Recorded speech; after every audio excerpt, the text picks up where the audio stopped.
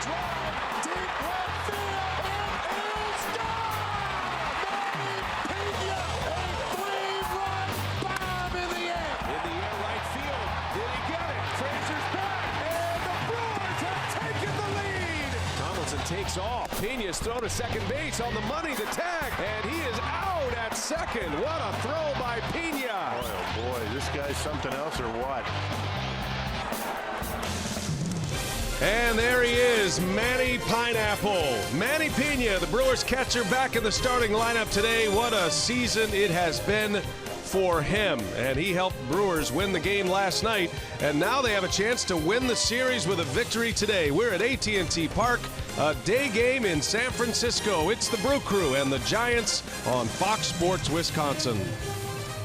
And hi, everybody. We welcome you from AT Park. It's a beautiful day for baseball. Great to have you with us this afternoon. Alongside Bill Schroeder, I'm Brian Anderson. Sophia Minard is our reporter today. Well, Manny Pena is certainly among the top discussion points for the Brewers right now. And his game last night, Rock, one of those symbolic games that tells you the Brewers' catching situation is pretty good right now. It was kind of in question, right, coming into spring training. Lucroy, Maldonado both gone, and nobody really knew what was going to happen with the catching situation, but Manny Pena has not disappointed. At the plate, outstanding. He's gotten some of the biggest hits for the Brewers all season long. I mean, runners in scoring position, he's been very good, over 300. He's been that guy in the order that has been very consistent. He controls the running game extremely well. 6 catcher pickoffs, that's first in all of baseball. I mean, that really keeps guys close at second base. And this throwing arm to second base, incredible. Quick feet. Quick release, right on the money just about every time. A couple of big throwouts in yesterday's game, including one in the bottom of the ninth that really turned the inning around for Corey Knebel. I mean, his quick feet, the fielding percentage has been very good. You know, the catching situation here in Milwaukee has been very good all season long. They had a pop time on Manny Pena the other day in Colorado at 1.7 seconds. That's about as fast as you can get a throw to second base, folks. All right, we're set up. We're getting ready for first pitch. We're going to talk a bit about the bullpen coming up next. We'll check in with Jeff and Jerry on the rookie left-hander, Josh Hader. Stay with us.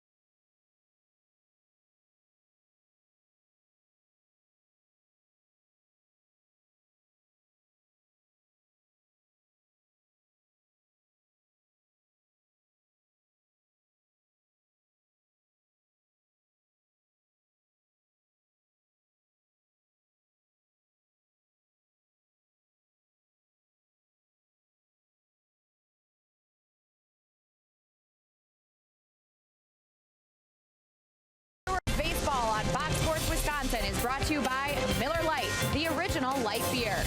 By Cupie and Abraham, voted best, rated best. Cupie and Abraham, tell them you mean business. And by Menards, save big money at Menards on all your home improvement needs. What a beautiful day for baseball here in San Francisco. A look at Travis Shaw, leads the team with 81 RBIs, matches the team lead with 27 home runs as well. And you see there among the National League and go-ahead RBIs, 25 for him on the season, and that's pretty good company. Bryce Harper, Giancarlo Stanton, Nolan Arenado at the top of the list in the National League. And good afternoon, everyone. Sophia Minnaert here at AT Park, and Travis Shaw has certainly provided clutch at-bats throughout the season. As you see there, the 25 go-ahead RBIs among the National League leaders, and it was the same story again last night for the Brewers. The top of the order getting it done in the 7th allowed them to come back for the 4-2 win. So manager Craig Counsell spoke on the manufacturing the offense last night and how that was successful in the win last night.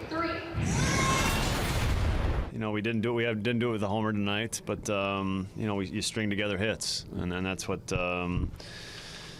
you know, it was a walk, double, sac fly, double, and that got the job done. So you got to string together consecutive at bats, I think, in this park, with guys having good at bats and 4 guys put together good at bats. Craig Counsell and the Brewers looking for more quality at bats here this afternoon. They already picked up the series win in Colorado. Can they do that here in San Francisco? First pitch and lineups coming up next.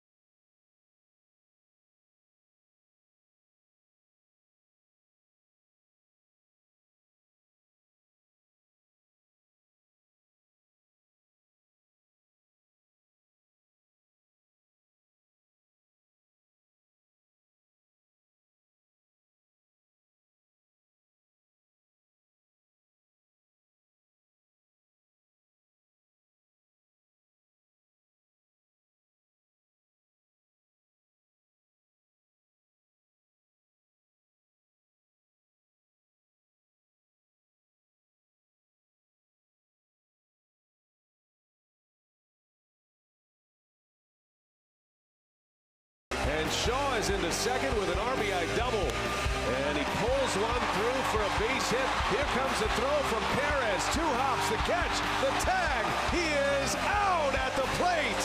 Tomlinson takes off. Pena's throw to second base on the money, the tag. And he is out at second. What a throw by Pena. 1-2, here it comes. Posey waves and misses. And the Brewers win tonight in San Francisco.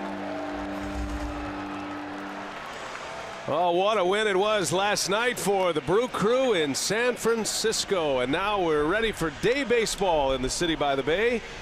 And a chance to win the series for Milwaukee today with a victory. This game is presented by Potawatomi Hotel and Casino. Brewers baseball on Fox Sports Wisconsin. Great to have you with us. Brian Anderson, Bill Schroeder, Sophia Minnaert. Today's game being produced by Brent Reland and directed by Renardo Lowe.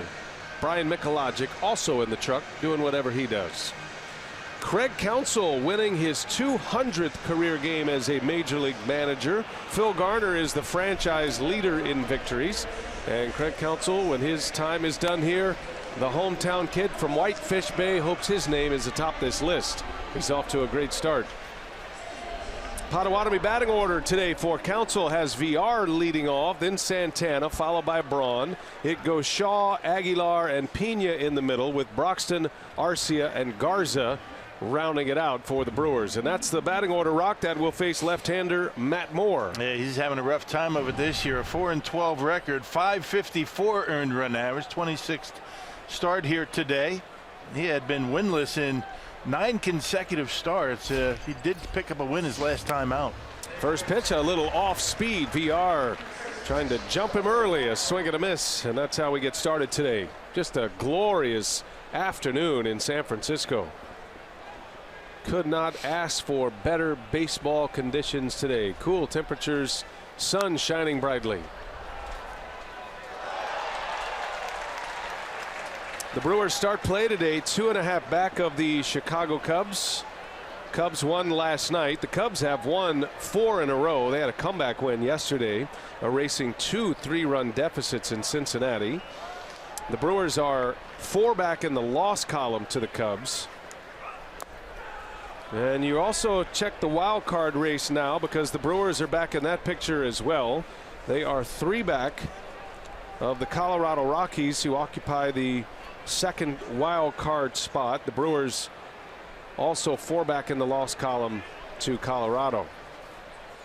VR, a swing and a miss, and down he goes. Moore starts this one with a strikeout. Pulled the string on him a little bit.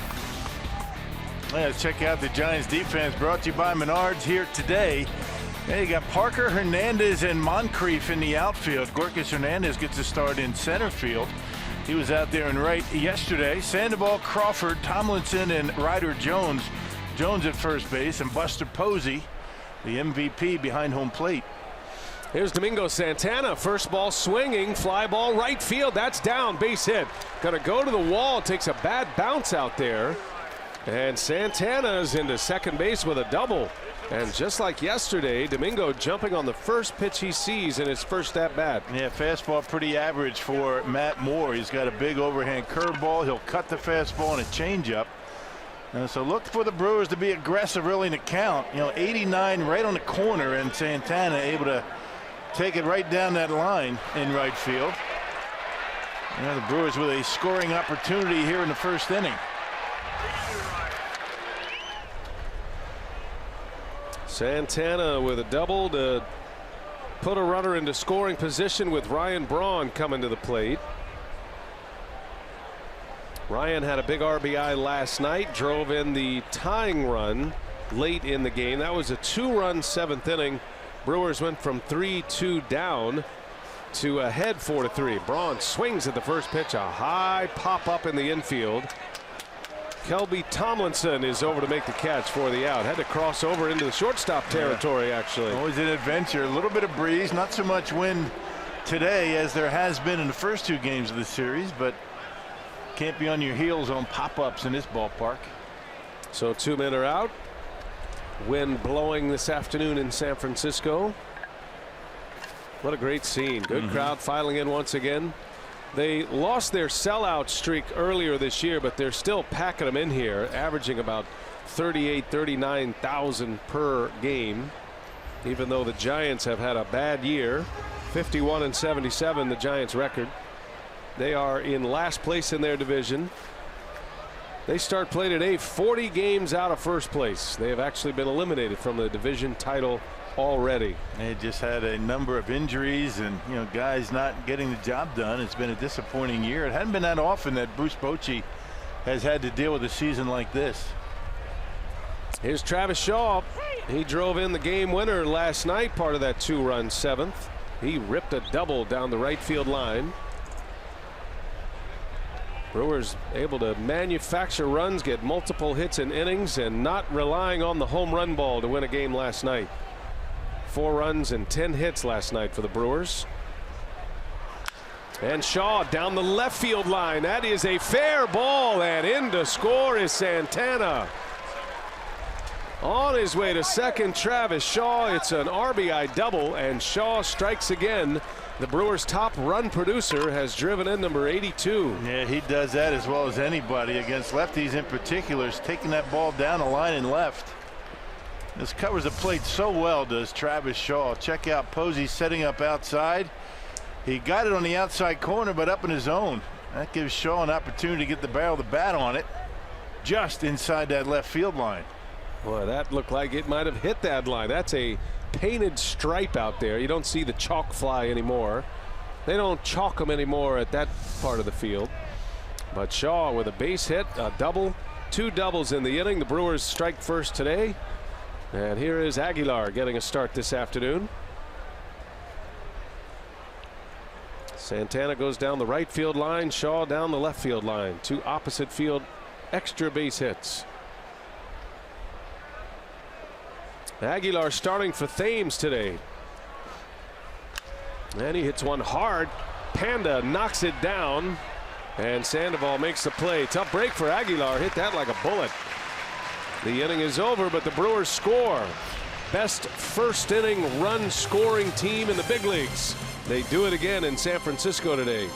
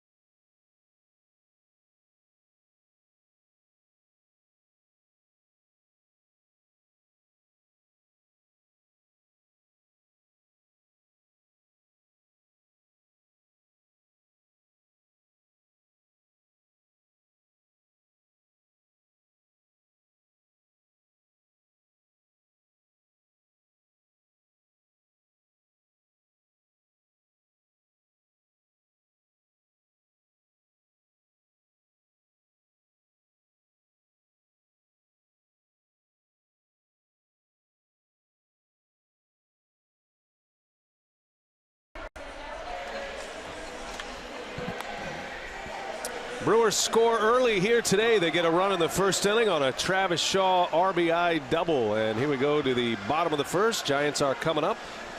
Shaw with the game winner last night and has the Brewers started on the right foot here today in the final game of the series. Bruce Bochy and the San Francisco Giants sending out a lineup today that is without some of their big guns. Gorkys Hernandez is in the leadoff spot for the Giants today. He's in center field, no Denard Span. Then you got Tomlinson, Parker hits third, Posey's in there, Brandon Crawford, Pablo Sandoval, and then the bottom 3, Carlos Moncrief for Hunter Pence, Ryder Jones is in there for Brandon Belt, and Matt Moore rounds out the starting lineup. Yeah, Matt Garza on the mound, making start number 20 so far this year. He got roughed up his last time out against the Rockies, 4 1/3, 7 earned runs, and an 8-4 Brewers loss. Yeah, Garza looking for his first road win since June 14th at St. Louis. Gorkys Hernandez takes strike 1.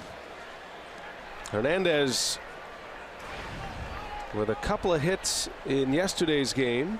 2 for 4, drove in a run. He drove in a run on an infield hit yesterday.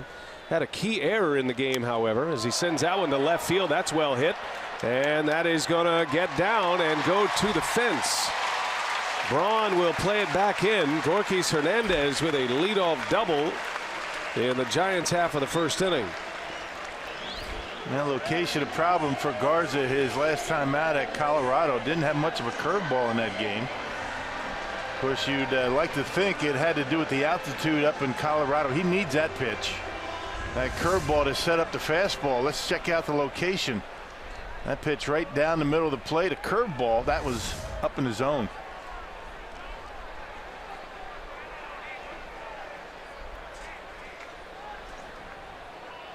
Here's Kelby Tomlinson. After Hunter Pence was a late scratch from the lineup yesterday with a hamstring problem, Tomlinson was elevated to the 2 spot in the batting order. He did have a hit yesterday, was 1 for 5. He's been getting the starts at second base for the Giants with Joe Panik on the disabled list. Panik is out with a concussion. Panik, Belt, and Michael Morse all on the concussion DL right now for San Francisco. It has been an injury-plagued season and a season to forget for the Giants. There's a curveball driven into right, base hit. And the Giants have put the first 2 on base. And both curveballs kind of hangers up in the strike zone, and having the same issue with that curveball that he did in Colorado. Now let's check out the Brewers Menards defense. You got a couple of changes defensively. You got VR Aguilar on the right side. You know, Neil Walker getting this game off as a starter anyway. Thames on the bench. Arcia did not start in yesterday's ball game. It was Eric Sogard at short. One thing about the Brewers with their revolving player personnel on the position player side, each and every game it gives you some punch on that bench. Counsell, especially in a National League setting when you're subbing for hitters and you might be doing defensive substitutions if you have a lead. He's got a lot of options and a lot of weapons down there. That's the kind of bench you have to have if you're going to make it to the postseason. There's a big swing and a miss by Jarrett Parker. He's trying to jump on that first pitch as well. And Counsell has a secret weapon, Hernan Perez, who came up big in last night's game. Did not start, came in on a double switch and had a big throw out at home plate last night. Yeah, that would have been the tying run in the 8th inning. Perez gunned down Nick Hundley. Terrific game last night. The Brewers pitched well. Jimmy Nelson was the starter. Didn't have his A game, but he hung in there. 5 innings and 3 earned runs. And then the bullpen took over from Jeffress to Hader, Swarzak, and Knebel. They locked down the Giants for the last 4 innings. That allowed the Brewers to come back and win the game. And that's what it takes to win, you know, in these ballparks. You know, San Francisco and over the weekend in L.A. And you don't expect big runs. The Brewers have not hit a home run in this series. Well, the Brewers are looking for their first series victory in San Francisco since the 2010 season. Got to go back to September of 2010, the last time they won a series here. And if memory serves, that was a game or a series where we saw Randy Johnson pitch for the Giants in his final seasons, I believe. Yeah, Giovanni Gallardo took him out of the yard. That's right. Yeah. Now the Brewers fortunate they missed Madison Bumgarner this week. Bumgarner pitched Sunday. He's back after spending a couple of months on the disabled list. 2-2 the count. Parker lays off and the count goes 3-2. He's able to check his swing. Yeah, Garza and Pena really forcing that curveball. They both realize how important that pitch is. Throwing a lot of them, trying to stay away from the fastball apparently. Well, that's a dangerous bat coming up next. Every starting pitcher wants to ease into a game. It's not the case right now. High stress pitches right out of the gates for Matt Garza. Leadoff double, then a single by Tomlinson, and now Parker with a long battle with Garza, with Posey and Crawford to follow. Yeah, Garza's thrown well here in San Francisco. 3 starts at .270 earned run average. So he's had good success in this ballpark.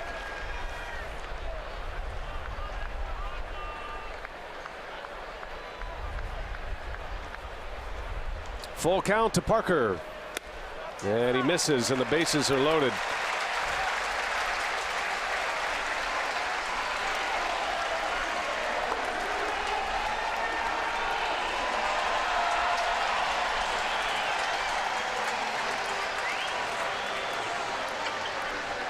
So Buster Posey's going to step up here with the bases loaded. The Giants' best hitter.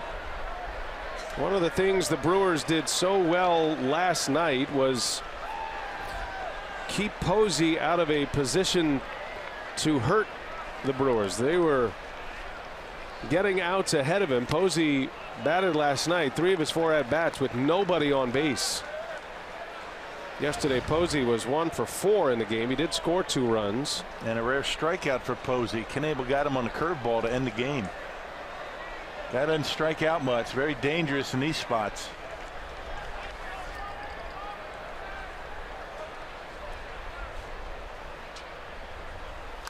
Yeah, Posey a little bit late, fouls it away. Inside corner fastball. One of the more famous grand slams in Giants history came from Buster Posey.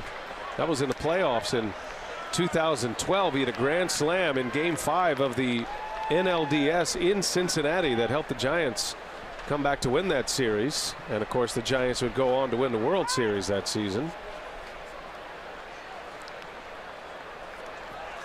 One of the more decorated players in the game, Buster Posey. We talk about how great Manny Pena has been. Well, he's looking at the class behind the plate. He and Yadier Molina have been the 2 best catchers in baseball for a long time now. Starting with Molina, and then Posey hit the scene in 2010. In the air, left field, hit hard, but right at Braun. 2 runners will tag. The throw comes to third. It's a sac fly for Posey. The Giants quickly tie the game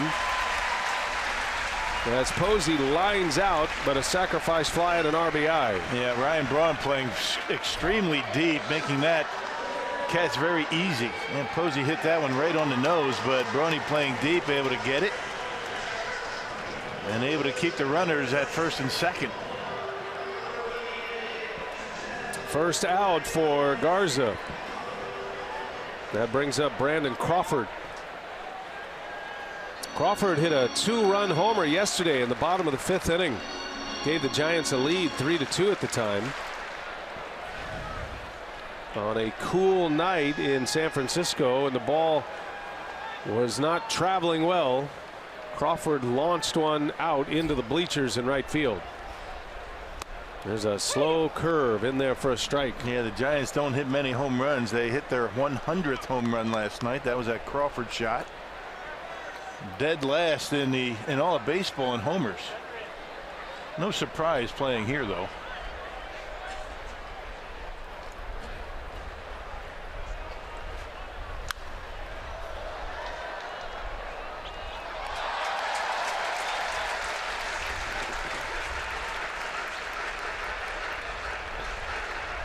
Fewest in the National League, the Giants. They also have the fewest homers in the majors. In a ballpark that does not surrender many home runs, that's part of the story. Buster Posey is the Giants' home run leader. He has 12. Brewers have 4 players with over 20 homers this year. Shaw and Thames with 27 apiece. Crawford hit number 11 last night. He's had a down season this season, but he's starting to swing the bat a little bit better lately. Trying to get out of San Francisco before Brandon Crawford gets hot. 1-2 the count. 2 on for the Giants. In the air, slicing foul and out of play. And Brandon Crawford, maybe one of the most underrated players in all baseball. This guy makes all the plays at short, plays every day. And he can hit. You mentioned he's had a down year, but it's been much better lately for Crawford. Crawford won the Gold Glove last year, his 2nd consecutive Gold Glove. He actually finished with some MVP votes last year, finished 12th in the MVP voting. That's a jam shot pop-up. And over is Arcia. He'll call it. Infield fly rule in effect. And Garza gets 2 men out now. Look at Shaw. I mean, Shaw looking at Arcia is like, what are you doing? It was right at me. He's still staring at him. And Arcia hasn't bothered to look at him yet. No. He's still staring at him. He's waiting for him. There it is. He won't do it. The corner of his eye. He's still looking at him. Check it out. He's got it. And Arcia said, no, I got it. And that pose for Shaw did not change for like a minute. That's like one of those national anthem stare downs, right? Now he finally looks at him. With a smile like that, how can you be mad at Arcia, right? There's a strike to Pablo Sandoval. He wants to catch everything.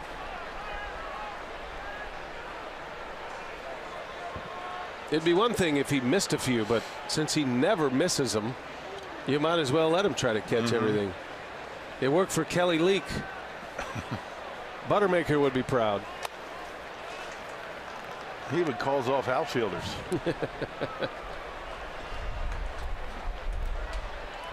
Pablo Sandoval on a 1-1 count. New life in San Francisco, the Panda.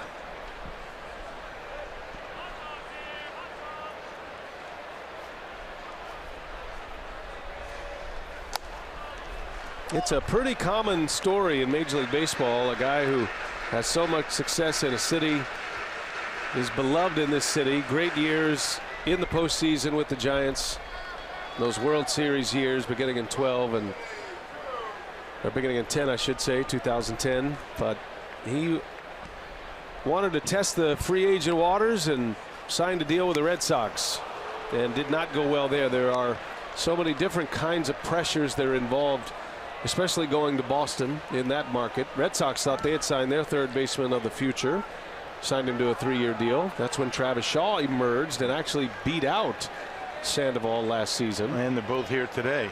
Not in Boston, either one of them.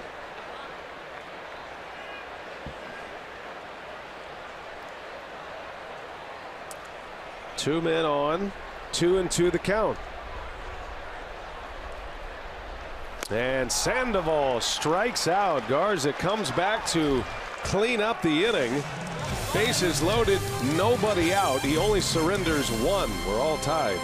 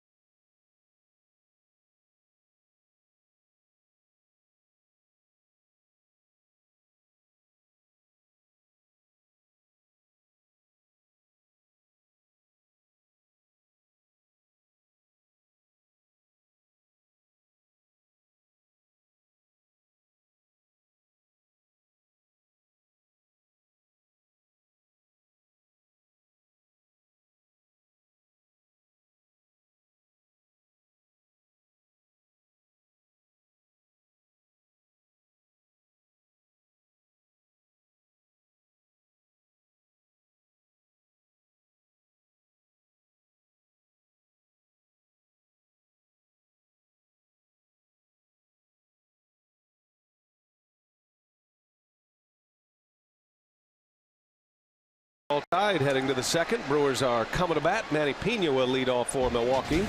Well, the Brewers are trying to make this an excellent road trip as they hang in the race. Started with a win on Saturday. They lost Friday. Garza started that game, but then they came back with wins on Saturday and Sunday. Very impressive win with Chase Anderson returning on Sunday. And then last night, after the Brewers dropped the opener here in San Francisco Monday, the Brewers with a comeback win. Corey Knebel with strikeout number 100.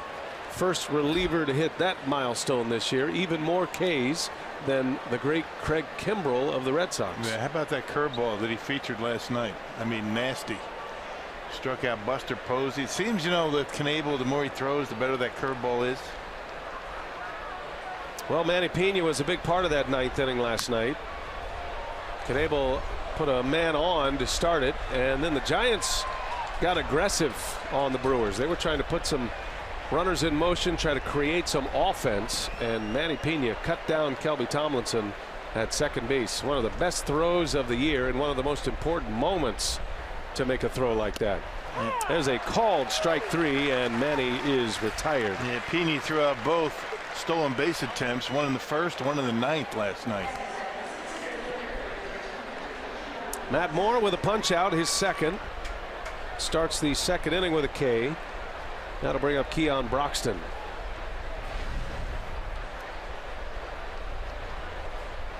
Broxton had a single and an RBI yesterday.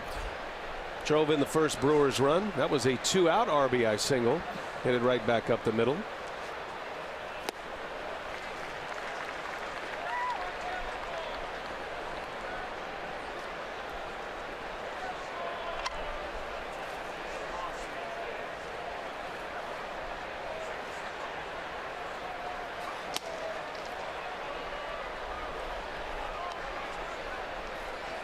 Keon with 20 homers on the year. Hit that 20th home run in Colorado. He and Domingo Santana hit the 20 home run plateau with homers at Coors Field. He's been a hot hitter. The Brewers riding a Broxton hot streak, and it hasn't just been about the home runs for Broxton during this nice little streak at the plate. Been able to shorten up and slap some singles around the ballpark as well. They did that last night. I mean, a base hit in the second inning with 2 outs to drive in a run. Yeah, shortening up a little bit with 2 strikes. Last 7 games, you know, it's been pretty good. He's been real hot, real cold, and Keon just trying to be a little bit more consistent.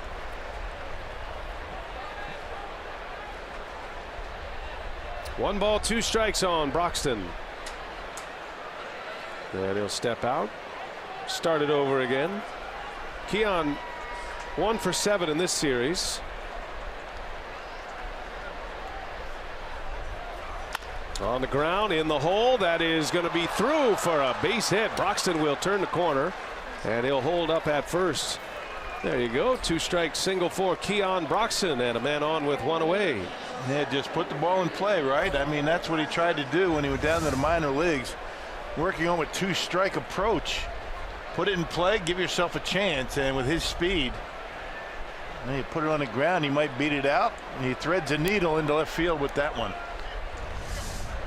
And now Broxton, one of the fastest players in the majors, might see him try to take off here. You do have a left-handed pitcher on the mound, but one of the reasons Counsell puts Broxton ahead of Arcia, and you don't see it very often in the big leagues these days, the hit and run, but this is a very good hit and run combo. We've seen it often this year.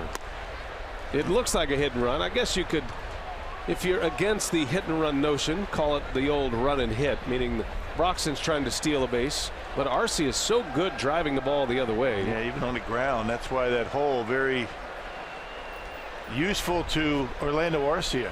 He goes in that direction nicely. It's always fascinating talking to managers about their lineup construction. Everybody is in the spot they are for a reason. We have those conversations all the time with Craig Counsell in spring training. He's trying to figure out what's going to be the best combo, who's going to pair better with one another. And from day one, he's like the Broxton Arcia combination at the bottom of the order. Yeah. And the thing is, I mean, the manager's responsibility is to put a guy in the batting order that fits his style, not the other way around. Players are not often going to change their approach based on where they're hitting in the batting order. One of the things that has been so impressive about the young Arcia is that hitting 8th in a National League lineup carries a lot of added stress. It'll get you some added on base percentage. There are often times where an 8th place hitter will be intentionally walked with the pitcher coming up. That happens occasionally, but you've got to have a different kind of approach batting 8th at times. Well, you have to know when to be patient, you know, later in the game when manager might pinch hit for the pitcher, and other times you got to know maybe when to expand the strike zone by an inch or 2 to try to drive in a run with 2 outs. 2-1 the count. Outside, ball 3.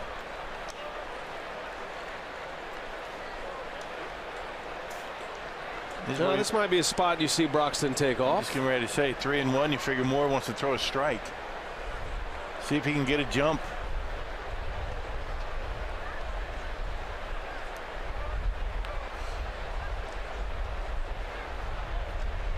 He stays put, and Arcia swings and misses. He hangs that leg up there waiting for Broxton to commit himself. If he takes off to second, and when he hangs that leg up there, he'll go to first. This would be a spot you might hear a chant from the Brewers dugout. Base hit, ball 4. Base hit, ball 4. That's one of Pat Murphy's favorites. And he'll bark that out. Reminds the hitter to keep his strike zone discipline intact. Don't just swing at anything.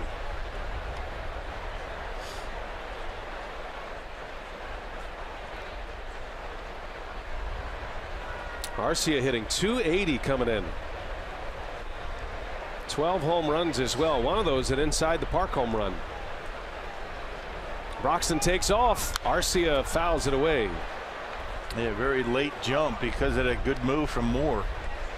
You don't want to get picked off. This is more like a hit and run. You might not get a great jump, but you know, with ball 4, you get second base anyway.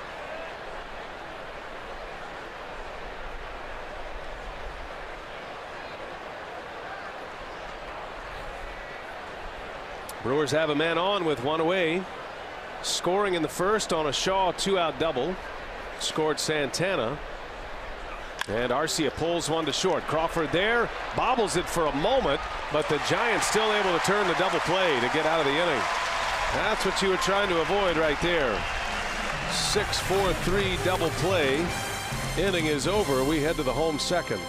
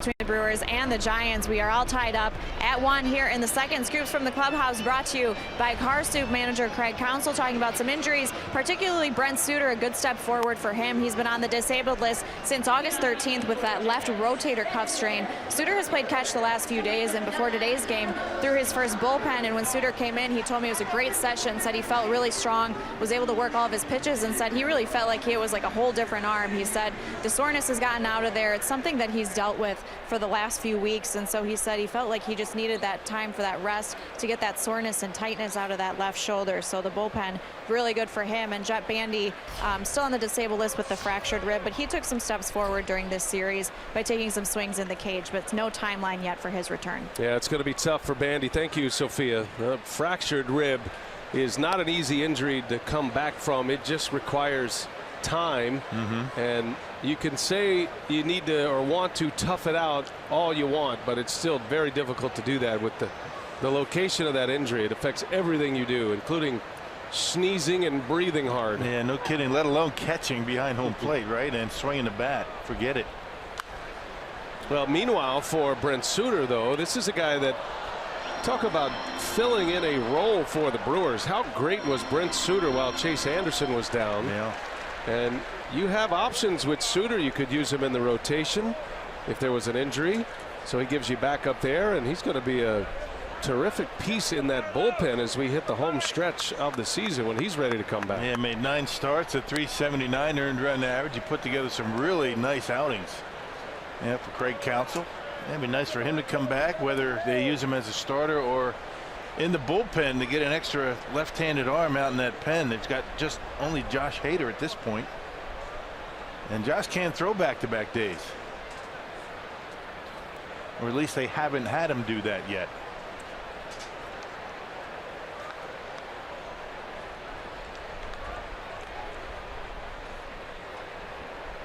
Carlos Moncrief is the lead man up.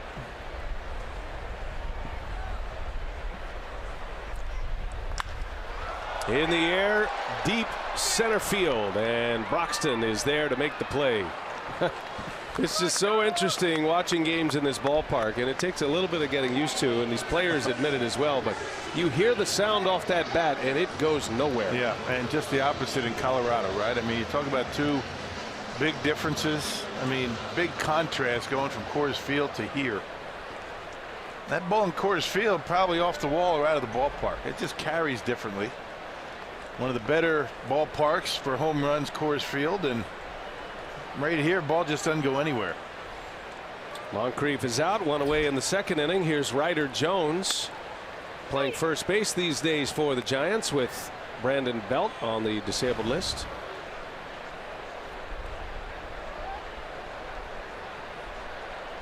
Jones with a couple of hits in the series. Had one last night. Still trying to get settled in as a major league player at this point. He was drilled on the knee last night by Jimmy Nelson. I was a little surprised to see him in the lineup, but a young guy who's trying to play his way onto a big league roster next year, you know, he's not going to give up that spot in the lineup very often. Yeah, those young guys are going to shake that off quickly. That smoked him though, right below the hollow of the knee on a slider from Jimmy Nelson. It drilled him. Yeah, right on the bone. Had a bad sound to it. Can't imagine he'd be running at 100% today after that.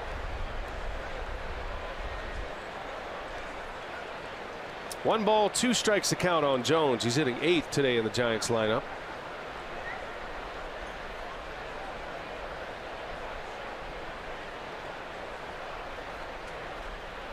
A swing and a miss. Down he goes. A strikeout for Garza. That's his second. 2 outs in the inning. Hey, the Brewers return home from the West Coast swing next Tuesday. It's August 29th, and the crew will kick off their homestand with a pivotal 2-game set against the Cardinals. Secure your tickets today at Brewers.com.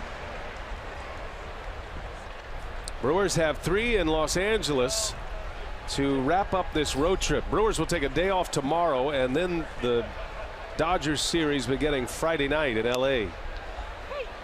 Yeah, off days stacking up for the Brewers last week or so. Making up for a lost time. Didn't have too many early in the year.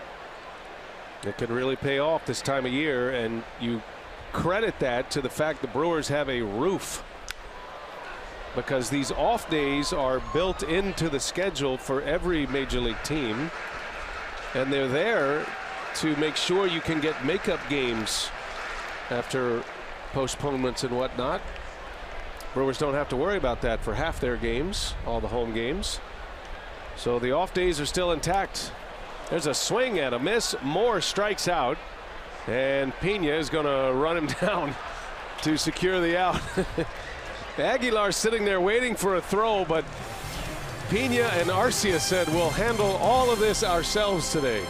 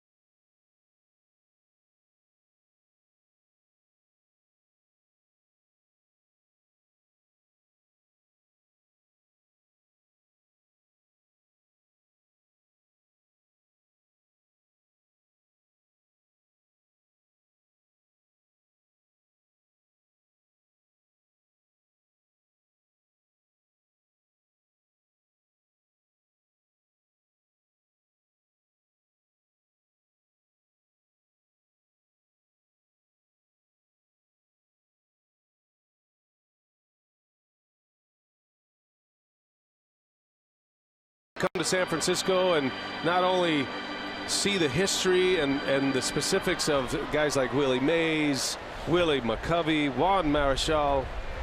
Always cool to be at AT Park. They do a great job with their history here. Yeah. Long history with the Giants going back to New York, even in the Polo Grounds.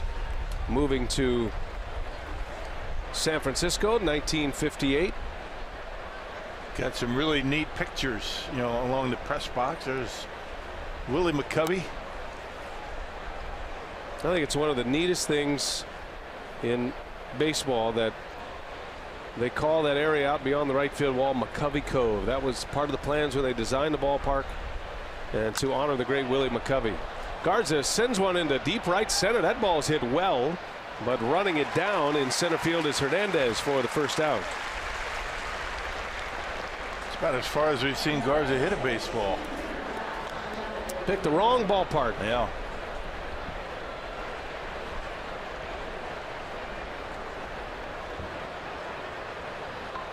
So one away, back to the top of the order now. Here is Jonathan Villar. They've got a lot of pictures up here in the press box. John McGraw picture. Did you see that right outside? Yeah, I love those pictures. I mean, those old-time pictures are tremendous. Villar on the first pitch, he pops it foul. That's going to end up in the on-deck circle right there for Buster Posey. Had a lot to deal with over there. Santana got out of his way, but then you have all the warm-up bats and pine tar, and Buster Posey able to negotiate that over there and make the catch easily. That big swing, pops it straight up, and check out Posey doing a tap dance over all that stuff. One of the greats, won the Gold Glove last year. Finally wrestled that Gold Glove award away from Yadier Molina, who had nearly a decade of Gold Gloves on his mantle.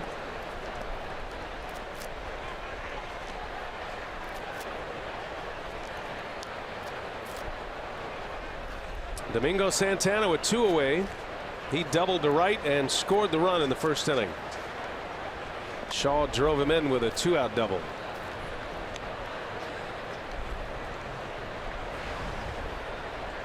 Santana just going along very steady this year. He's having his best year as a big leaguer. Knew he had right field for his own to begin the year. Well, he's been able to stay healthy this year. Last year that wasn't the case. Had a difficult time staying on the field last year. Two different stints, long stints on the DL. Elbow and shoulder. Even though he played in more big league games last year than at any other time in his career, he still only played in 77 games with those long stints on the disabled list. Today is game number 121 for Santana, and the numbers bear it out. Been very productive, and he draws his walks. Santana will reach two-out walk, which will get Braun to the plate.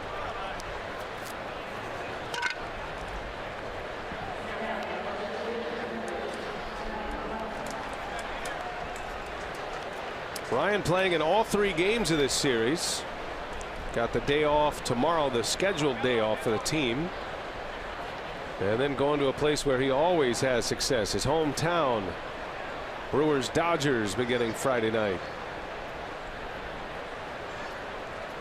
We talked about all these off days coming up for Milwaukee. That's when the schedule will finally balance out. If you're watching the standings, it can be a little bit misleading that the fact that the Brewers have played 3 more games than the Cubs.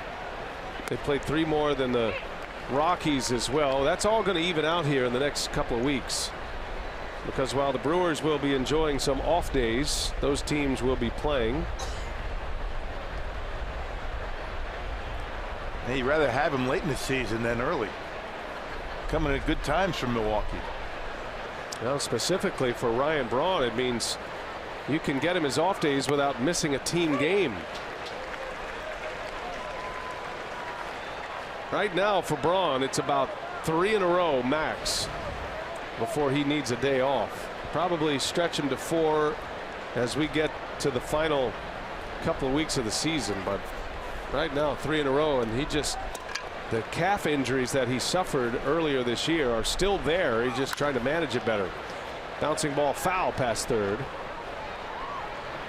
And as important as he is to the lineup, I mean, the guys that Craig Counsell can put out there have been pretty productive. You throw Perez out there, you don't lose a whole lot. Aguilar at first, throw Thames out in the left, so he does have options to give Braun some time off. And it's worked out pretty well this year.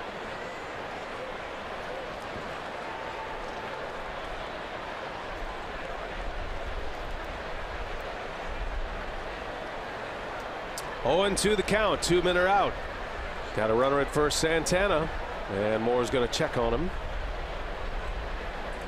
After this road trip, the Brewers homestand will be a 6-game homestand, but only 2 games against the Cardinals and then 4 against the division leading Washington Nationals. So they're going to play the division leaders in the Dodgers and then the division leaders over in the NL East, the Nationals. 2 of the next 3 series. Got a road trip to Cincinnati and Chicago coming.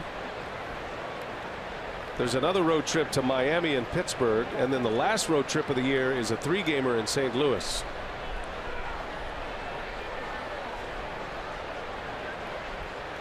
Oh, and 2 the count. Upstairs, a ball. And Matt Moore throwing in 92. That's about as much as he's got in the tank, maybe 93, but pretty straight. Not a whole lot of sink. All about the curveball for him. He's able to throw that for strikes. Fastball becomes effective.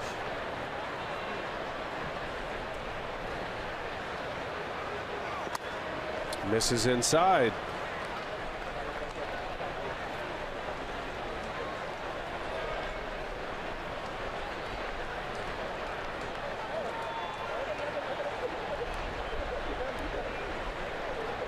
After today, the Brewers will have 18 road games left on the schedule compared to 16 home games.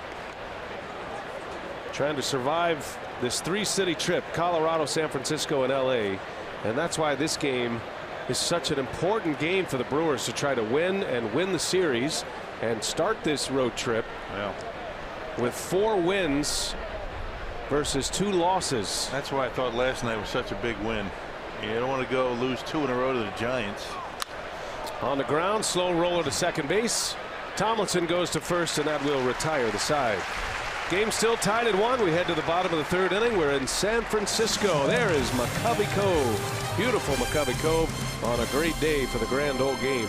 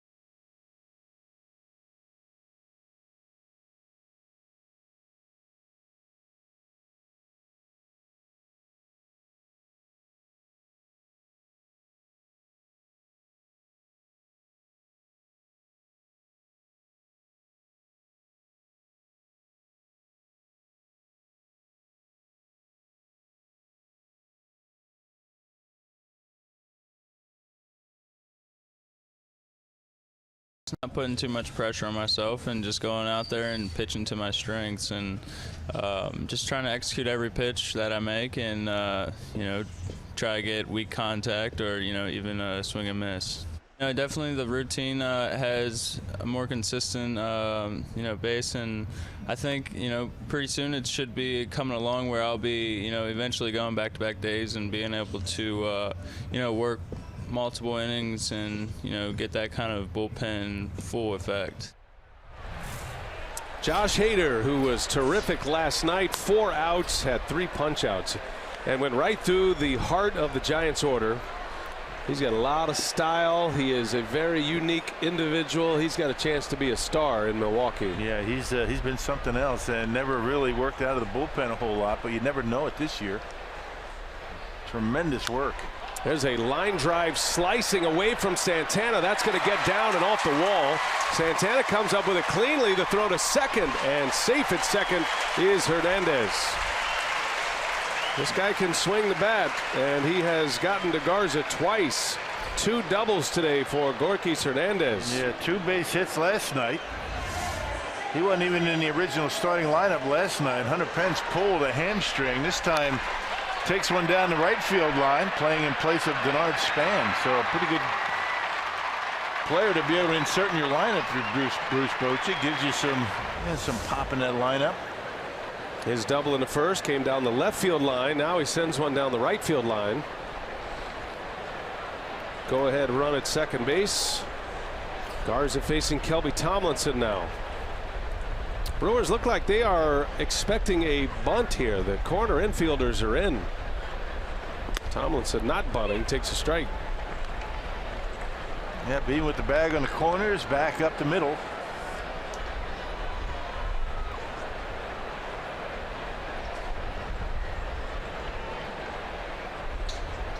You don't see many teams use the sac bunt with their position players, but Bruce Bochy and the Giants are not one of those teams. They are not afraid to use the sacrifice bunt. Tomlinson has a couple this year. Did not show bunt the first pitch. See what he has in mind. Runner at second, nobody out. He's trying to shoot one to the opposite field. And just trying to hit one to right to advance the base runner with nobody out. Got to be careful with the curveball to this guy. Remember last night, Corey Knebel threw him a really good curveball, and he was able to get a base hit. Not too many guys hit that Knebel curveball.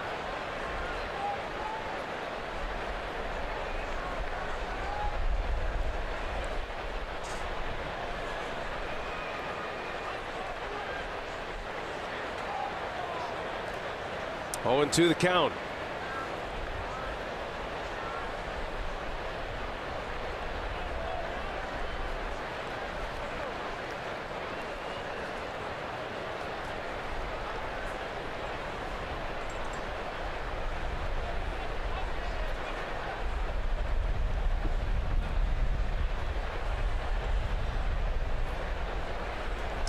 Broken bat.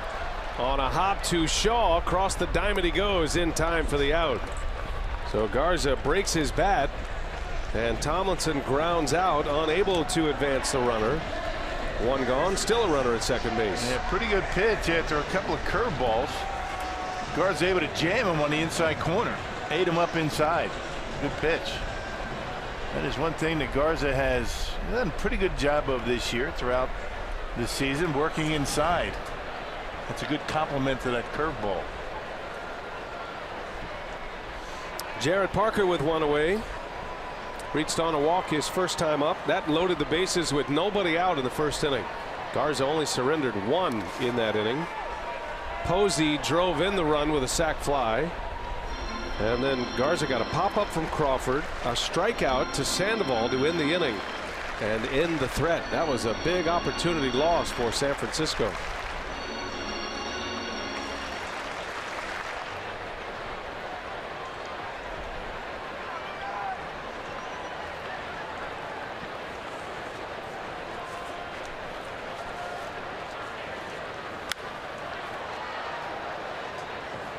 And although the Giants have really had a difficult time scoring runs this year, they're much better lately.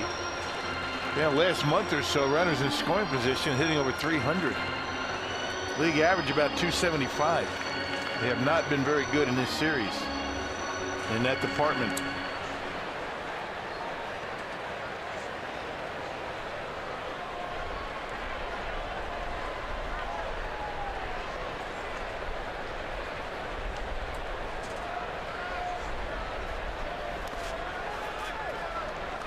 2-1 now. Pena with a good block.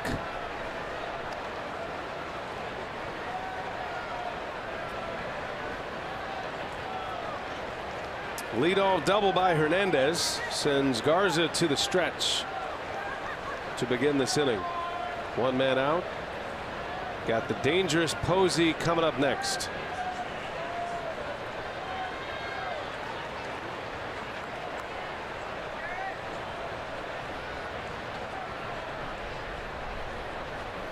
Hit hard on a hop right to VR. And that's the second out of the inning. Hernandez does advance, but Garza is an out away from getting through this third and working around a leadoff double. And he got a tough out coming up. And a guy on deck, not much easier, Brandon Crawford. And I need to correct that runners in scoring position. Not the league average. At 275 was the Giants overall batting average of runners in scoring position. League average a lot lower than that.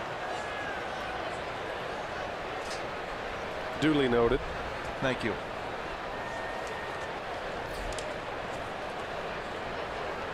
Said there'd be no math today, by the way. I just read it wrong. It's a day game. I didn't have to add anything. I just read it wrong. Bring your abacus.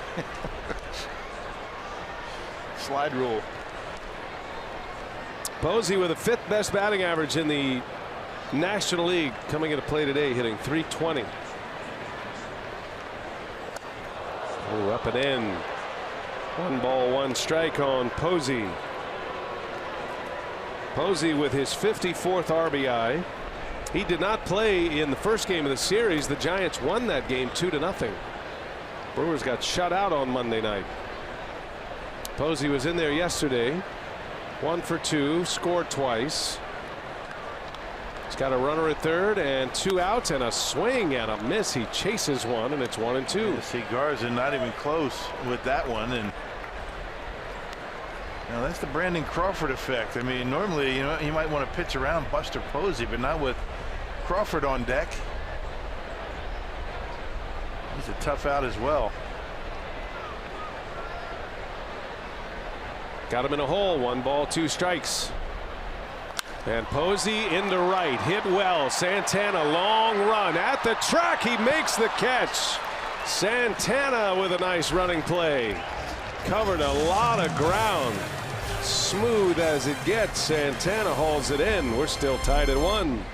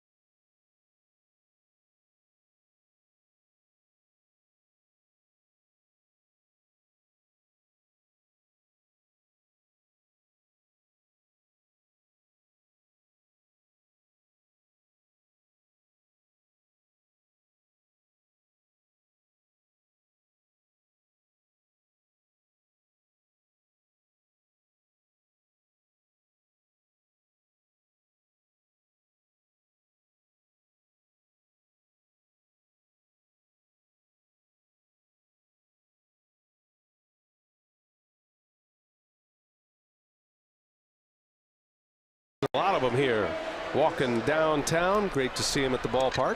Hey, the long-awaited super fight, it says here, between Floyd Mayweather and Conor McGregor is here. It all begins Friday with the weigh-ins live on FS1. Saturday on Fox, hosting a special pre-fight show at 5 p.m., followed by the prelims card at 6 p.m. And then, Rock, after the super fight, don't miss the post-fight commentary and interviews on FS1. That was a Vin Scully you pulled. You know that? when you said that it says here or they tell me. He used to say it all the time. There's a Vin Scully plaque in this booth here in San Francisco. Yeah. Travis Shaw swing and a miss to start the top of the fourth. Now Scully worked his last ever game October 2nd, 2016, right here in this booth where we are sitting.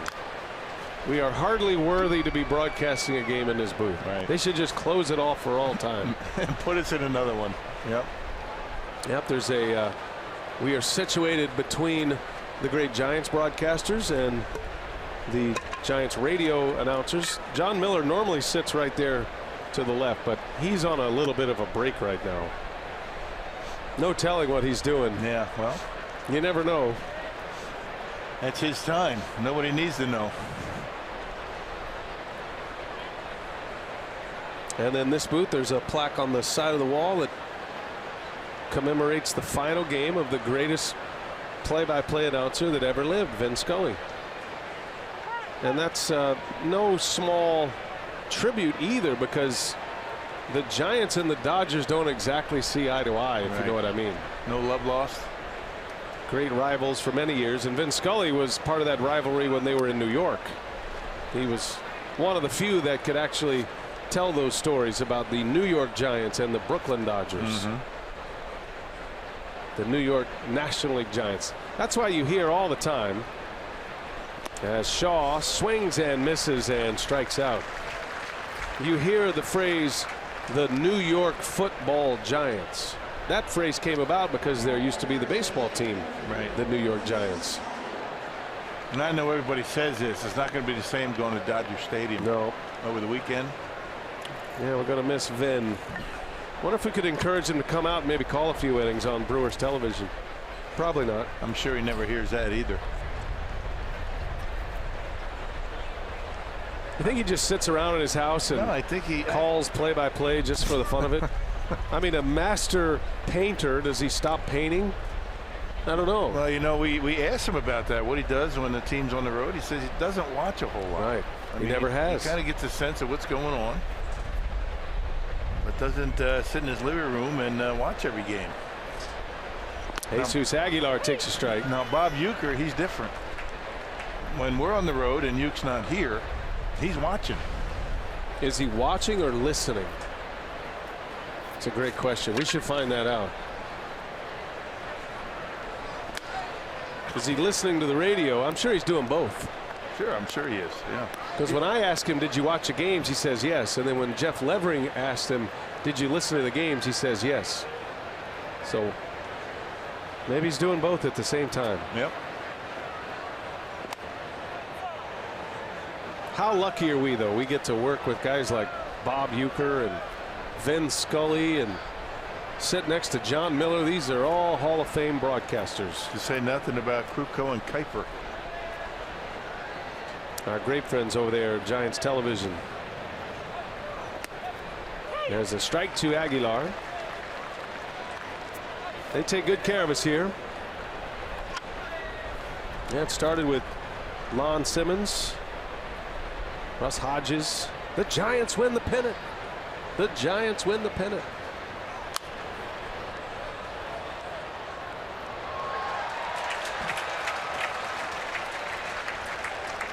Always have great conversations with the Giants. There's John Miller. He's back.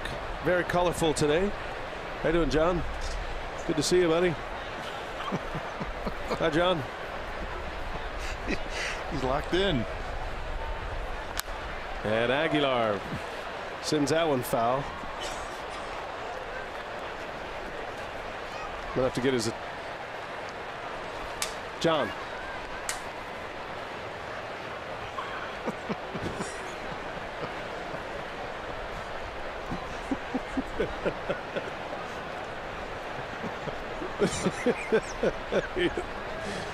Oh, the things you see. There's a swing and a miss. Aguilar strikes out. Always on stage. Oh, I tell you, folks, if you could see what we see here on a daily basis with these guys.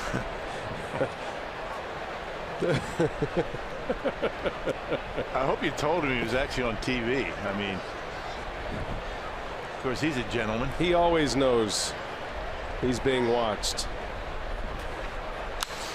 It's a pop-up behind the bag at first. Over is Tomlinson, and Matt Moore with a quick 3-up, 3-down inning. Shaw, Aguilar, Pena go in order.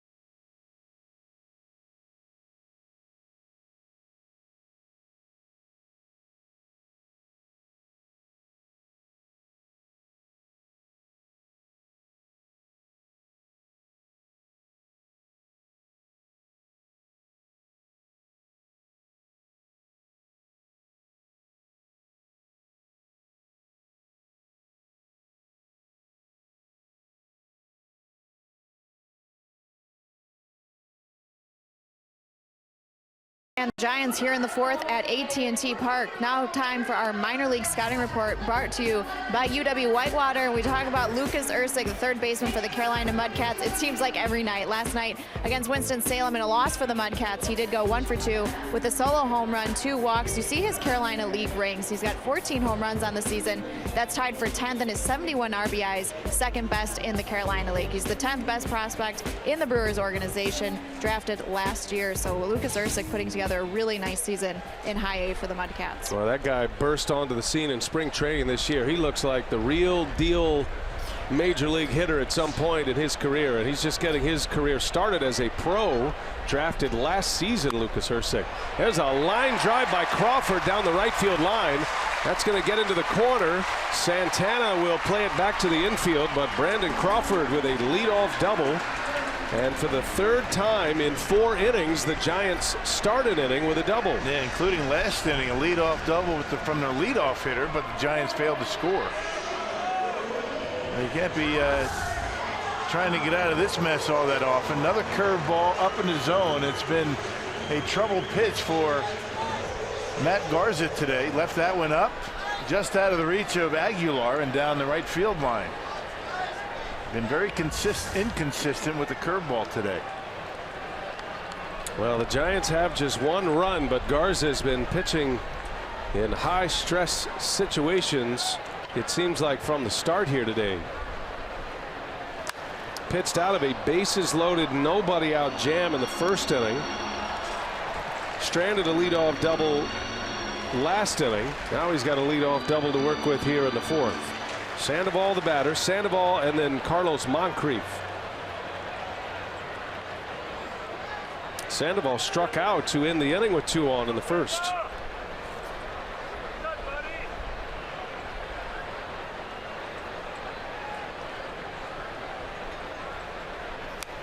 A swing and a foul back. Sandoval shaking his head. He had a good pitch to hit.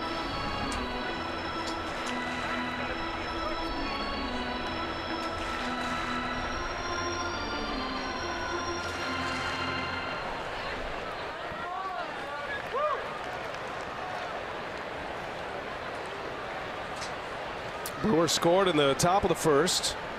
Travis Shaw with an RBI double. Giants answered in the bottom of the first on a Posey sac fly. Sandoval chased one upstairs, fouls it back.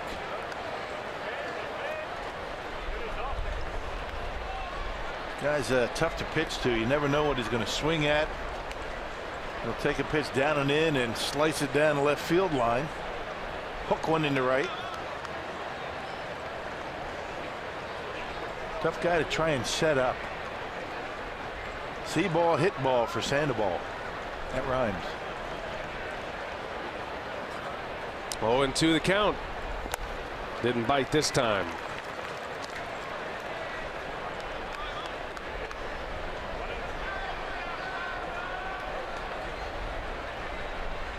Sunny Wednesday afternoon in San Francisco. Final game of the series. Brewers trying to win this series with a victory tonight and start the first 2 series of this road trip with series wins and series that began with losses, answering back with back-to-back wins. That's hard to do. Runner at second, Crawford, and Sandoval in the air, shallow center. Back is VR. Arce is back there as well. It's going to be VR to make the catch. Out number 1. Yeah, there's a big out right there. Hey, Friday, September 1st is the last 5-county Friday of the season. The Brewers host the Nationals, and all 5-county residents can save 50% on tickets. On top of that, the first 10,000 fans will also get a Barrelman meshback cap. That's courtesy of the University of Wisconsin-Milwaukee. Get your tickets today at Brewers.com. Well, is there anything better being at the ballpark? Got your boys with you. One Giant fan, one Brewers fan. Got his glove on. They all have their gloves with them. That's a great shot. Yep. Beautiful day for it. It's one of the great things about this game. There is time to hang out with your kids. Maybe do a little arm wrestling like these guys. Check your phone. Carlos Moncrief now with 1 out, runner at second.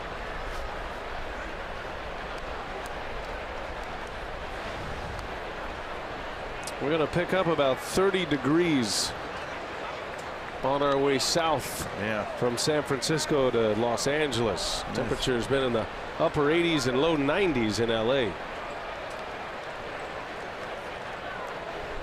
It's in the 60s here in San Francisco. We hit the air, it was 63 degrees. A lot of cloud cover this morning, and just about game time, sun came out. Of course, that's normal from around here.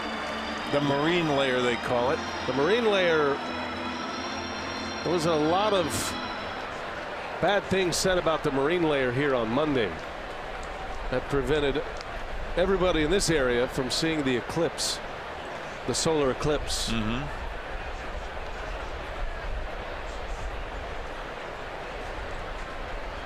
Garza delivers, and a swing and a foul. 1-2 the count.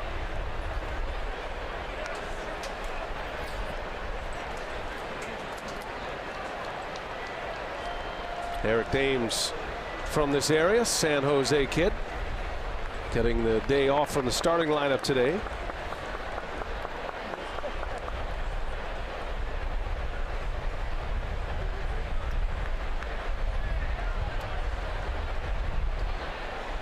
Dames hit the longest measured fly ball that did not go out yesterday.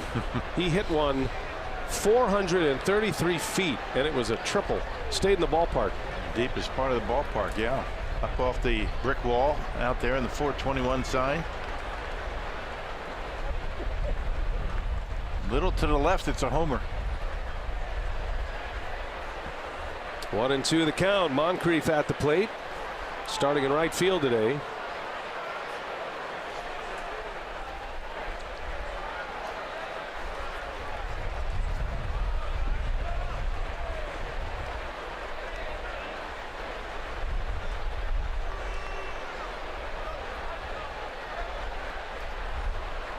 Garza ready. Misses outside.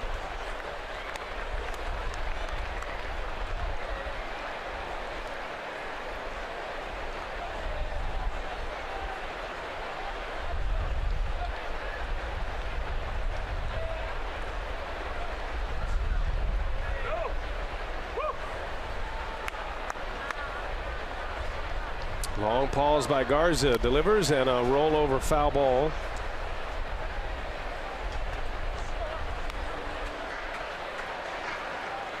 Is that another one for Thames? There's a ball magnet over there. Yeah. Has 2 baseballs. It's got to be the glasses. Now he can be selective. Find some Brewers fans. All right, there's one. There you go, kid. He's going to think about the next one. Find some family members, maybe. They're here.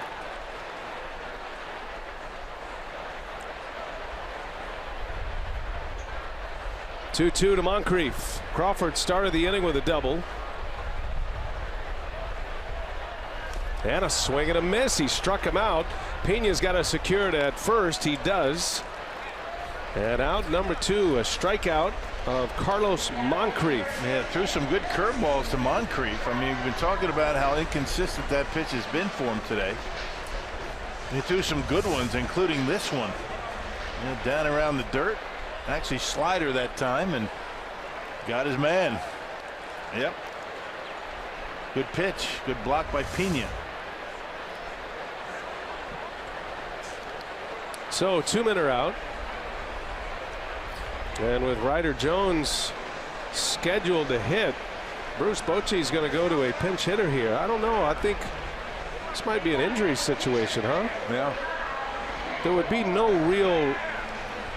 Well, he thought about it for a minute as they intentionally walk Jones, and Moore has to hustle his way to the plate. So the intentional walk puts Jones on, and now Moore is going to bat with 2 on and 2 out.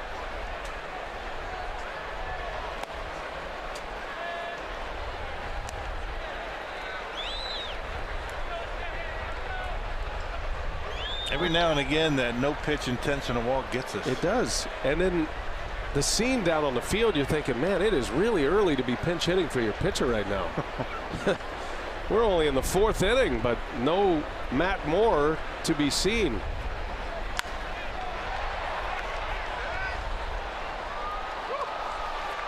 It does disrupt the normal rhythm. You think as an on-deck hitter, well, I'm going to have at least a few pitches here to put my batting gloves on. Right. Next thing you know, everybody's staring at you. Yeah. It's like one of these recurring nightmares that I have where everybody's staring at you and you can't get onto the field. Right, yeah. Let's go. Can't find my catcher's gear. I can't put my gear on. The clips won't work. You have that same dream, huh? All the time. Got to go see somebody about that. I think you're right. Somebody loosened all these straps.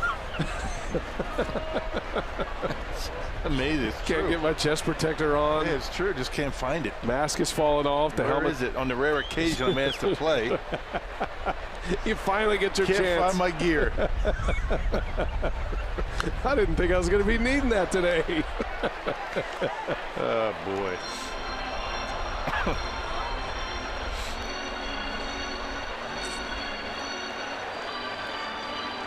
2-2 to Moore.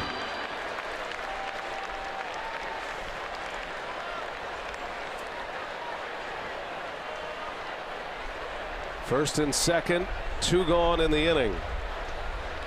Giants have stranded 3. Garza trying to leave 2 more, and Moore takes a ball down and in.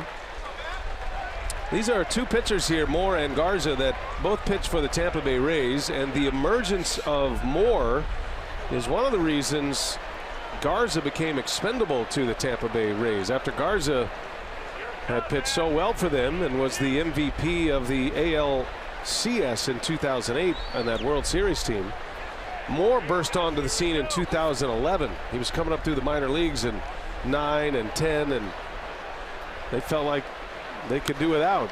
There's a little tapper that is going to stay fair. It hits the line. Pena makes a great play to make sure that the out is secure. That would have probably rolled foul, but why take the chance? Manny jumps on it like a cat, and the side is retired. Here we go to the top of the 5th inning.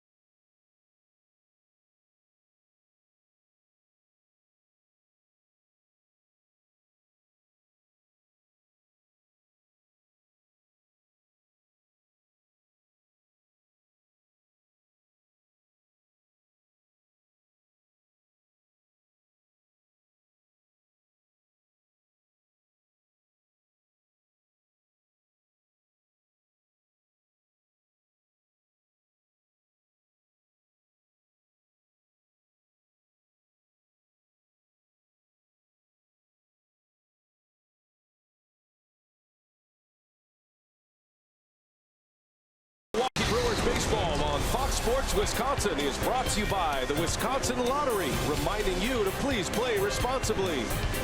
And by Toyota. Let's go places. Back here in San Francisco, still tied up 1-1 between the Brewers and the Giants in this series finale as we head to the 5th. Time now for our unlimited baseball break. Brought to you by T-Mobile. We take a look at some news for the Red Sox. Doug Fister last night threw a complete game, gave up just 1 hit and 1 earned run, and that was a leadoff home run on the 3rd pitch of the game to the leadoff hitter Francisco Lindor, and he was excellent after that. Settled down just 2 walks and 6 strikeouts in 111 pitches for Fister, who has taken the roster spot of David Price in the starting rotation. And more injury news for the Red Sox. Jackie Bradley Jr. on the disabled list with a sprained left thumb. That was suffered when he scored a run and kind of slid in awkwardly. So it's a .262 average for him on the season, 14 home runs and 54 RBIs. And BA and Rock, did you see the news from the Cardinals as well that Trevor Rosenthal's season is over? They've put him on the 60-day disabled list with an elbow injury. You know, and that was a game in Boston that he was injured. Matheny went out, saw his velocity dip down into the low 90s in that game against the Red Sox at Fenway last week. Took him out, figured there was something wrong, went for one opinion, and then when you heard the news he was going for a second opinion, you figured there was something serious. Right. And Rosenthal is out for the year. Good stuff, Sophia. Thanks for keeping us updated on the news and notes around the big leagues. Sophia watching all these teams the Brewers are competing with as well. Jeff Grayson back in our Fox Sports Wisconsin studio with updates on all the games. Brewers playing a day game in San Francisco before a day off tomorrow. There's only one other game going on right now. That's the A's and the Orioles. Cubs play the Reds later today. That's Wojciechowski and Montgomery for Chicago. Cardinals will be home against the Padres today. Luke Weaver starts for St. Louis against Julio Chacin. 2-2 to Keon Broxton starting this 5th inning for Milwaukee. And that was the 3rd ball there, Keon. It's worth a shot, though. Yeah, why not? Well, the umpires forgot to count in Colorado once. Yeah, never know. Home plate umpire field in Colbert, the crew chief was all over it. Broxton had a 2-strike hit his last time up. On the ground, right to Sandoval at 3rd base. And a low throw that is dug out at first by Jones. Broxton is out. That's a good pick. That was not an easy short hop from Sandoval. Yeah, well, good first base play. It seems to be the rule in San Francisco. Brandon Bell not too bad. Remember JT Snow? Pretty good over at first base. Pretty routine play. Sandoval nearly throws it away. In between hop. Well done.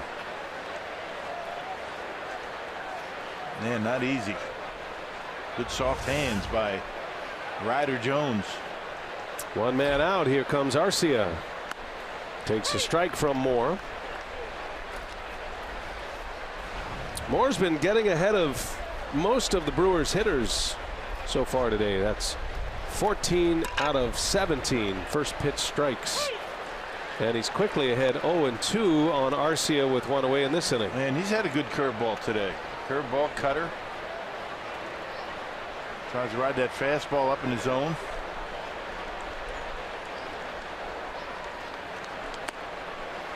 There's a changeup. You know, Moore's best year in the big leagues came with the Rays back in 2013.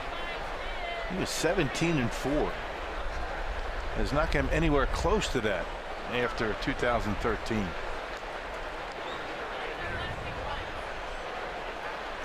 One ball, 2 strikes, and Arcia fouls it away. Giants were in the postseason last year as the wild card team. They ended up winning that wild card game and then went into the division series. Matt Moore into their rotation last year. Rays traded him to the Giants, thinking that would be a big pickup. San Francisco got a lot of work out of him. He made 12 starts for him down the stretch last season. Moore got a postseason start against the Cubs and was brilliant. He went 8 innings in the division series against Chicago, only giving up 1 earned run in that game. Giants lost that series in 4, however.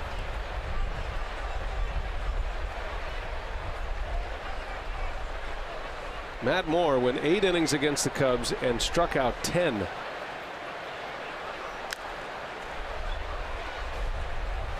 But the Cubs were not going to be denied last year. Yeah. Moore does have postseason appearances in 3 different playoff seasons, 2011, 2013, and then last year as a member of the Giants. 2-2 the count to Arcia. And down he goes. Arcia strikes out. Yep, the high fastball. That's he's gotten a lot of mileage out of that pitch. Hey, today's time of the game winner, the West Bend Lakes Golf Club in West Bend. If they call the Brewers by 8 o'clock tomorrow morning, they get 40 tickets to a Friday night game in the Miller Lite Beer Pen. This offer courtesy of the Tavern League of Wisconsin and Miller Lite. Matt Garza takes a strike. Garza flew out to center field in the 3rd inning. He's been working hard on the mound. He's only given up the 1 run. He's had a lot of traffic behind him, though. He's had 3 leadoff doubles. Only one of those doubles has scored. Giants have stranded 5 already in the first 4 innings. Man, the Brewers really haven't had a whole lot going since that 1st inning. Matt Moore's been pretty good.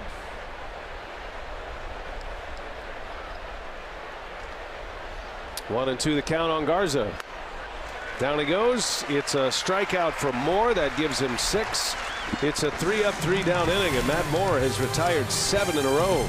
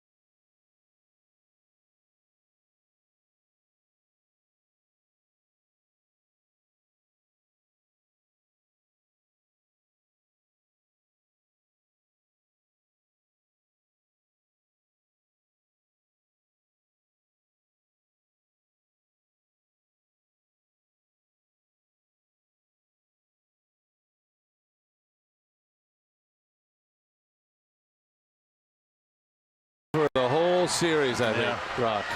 Best of last. He's got his A material ready for the trip to Los Angeles. Little reprieve for Jeff Grayson, by the way. Doesn't have to stay up so late. By the way, the wild card race, he's talking about the Yankees. Gary Sanchez with a long homer. Yankees are in the top spot in the wild card race right now. Minnesota has captured that 2nd spot. Interesting that they have been playing so well after they made some trades. And that'll be a very tight race. There are so many teams who have a chance to be in the wild card in the American League. That is going to be a shootout down the stretch. Going to be fun. Right now in the East in the American League, the Yankees are 4.5 back of Boston. Red Sox look really good right now. They are dialed in, although Sophia mentioned a couple of injury issues for them, losing Jackie Bradley Jr., who's a world-class outfielder defensively. That's going to hurt them while he's gone. It's amazing how many injuries there have been in baseball this year. Big ones, big players, big names. Gorkys Hernandez takes a strike from Garza. He's been a nemesis for Garza today. 2 trips to the plate, 2 doubles. Pulled one down the left field line, a curveball, and then he drove a fastball down the right field line for a double in the 3rd.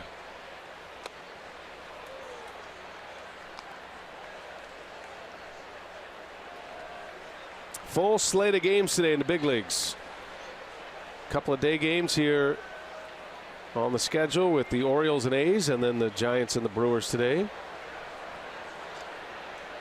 We're also keeping an eye on the National League wild card teams. Right now that is Arizona and Colorado. Diamondbacks and Mets tonight in New York at Citi Field. Rockies will be in Kansas City tonight. A lot of scoreboard watching. Yeah, neither one of those 2 teams, Arizona, Colorado, playing all that great right now. Colorado's lost 3 straight. 3-1. Hernandez shoots it foul out of play. Yeah, the Rockies have the tough matchup with the Kansas City Royals. They are one of those teams competing for a wild card spot in the American League.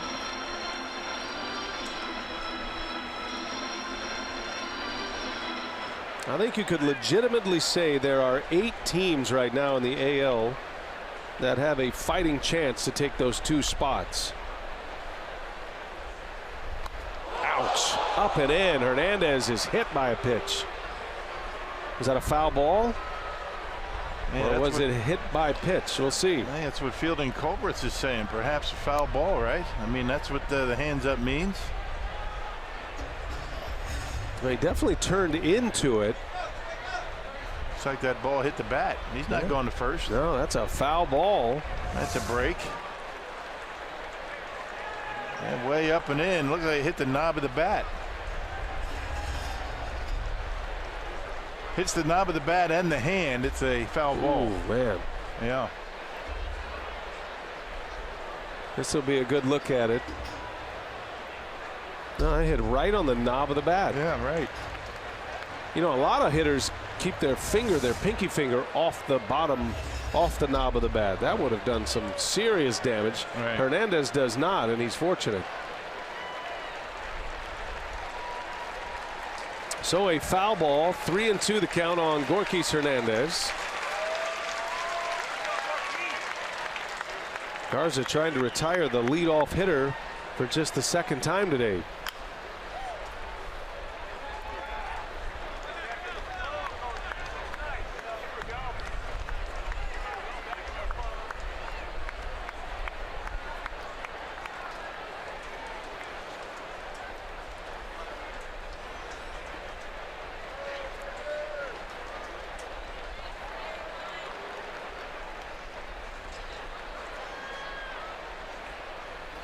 He got him. Garza strikes out Gorkys Hernandez. Strikeout number 5 for Garza, and the first man out here in the 5th inning. Although it has been a grind, Garza has been able to, limit the damage. Only 1 run. And his slider this time, curveball slider he's been throwing today. And the 2nd time he's been able to get a strikeout. He got Moncrief on his slider down in the dirt.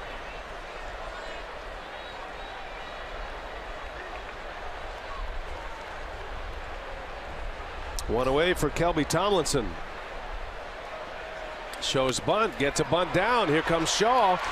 And no play for Shaw. Tomlinson bunts his way on. His 2nd hit of the game.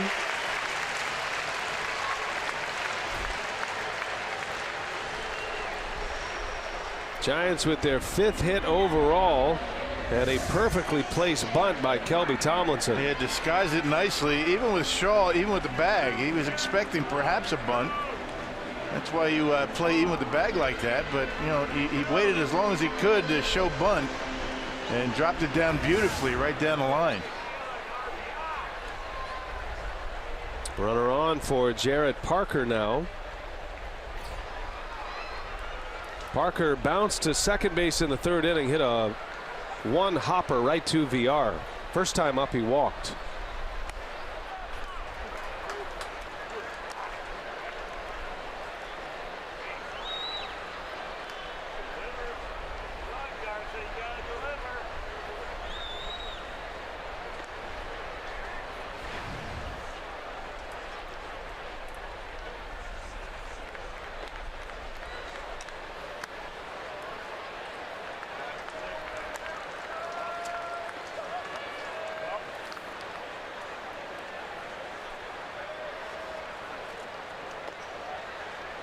Parker had never faced Matt Garza until today. 0 for 1 with a walk against him. 2 balls, no strikes. Swinging a foul. And let's see if Tomlinson wants to test the arm of Manny Pena again. Tomlinson was the guy that got thrown out in the 9th inning last night. Leadoff single against Knebel. Tried to steal a base. Manny threw him out. Jacob Barnes beginning to get loose. Won't see Garza pitch much past the 5th or 6th inning typically. And while the scoreboard shows just 1 run allowed, as we've been saying, Garza's stress level has been high. He's been working from the stretch often. Just missed inside. He's only had the 1 3-up 3-down inning. That was the second.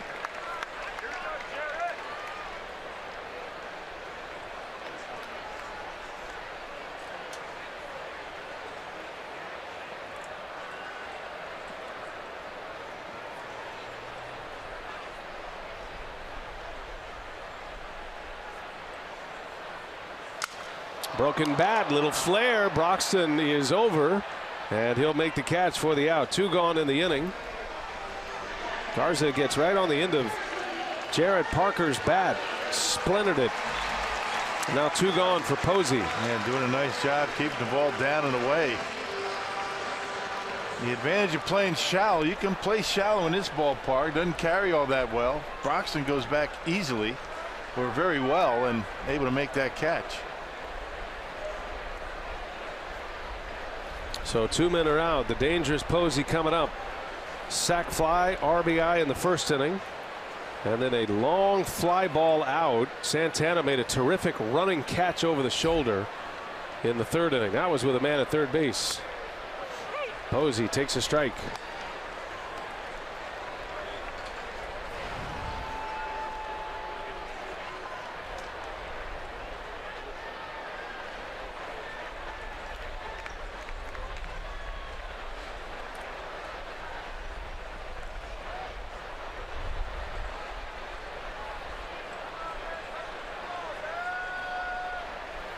And he chases one this time. Look at Pena out there to block it. Keeps a runner at first. Posey's been chasing a little bit. You wonder, with the Giants struggling as they are offensively with so many injuries, if Posey may be trying to do a little too much with the bat. Yeah, that's unusual to see Posey swing a pitch like that. But how quick is Manny Pena blocking the baseball, getting up on his feet, and getting to that baseball? Blocking the baseball is only half the battle. You got to keep it close. You got to get it in your hands. Keep those base runners where they're at. No balls, 2 strikes, 2 men are out. And a called strike 3. Posey not happy with that call as Garza goes to the inside corner. 6 strikeouts for Matt Garza. Puts up another 0 against the Giants. We're still tied at 1 in San Francisco.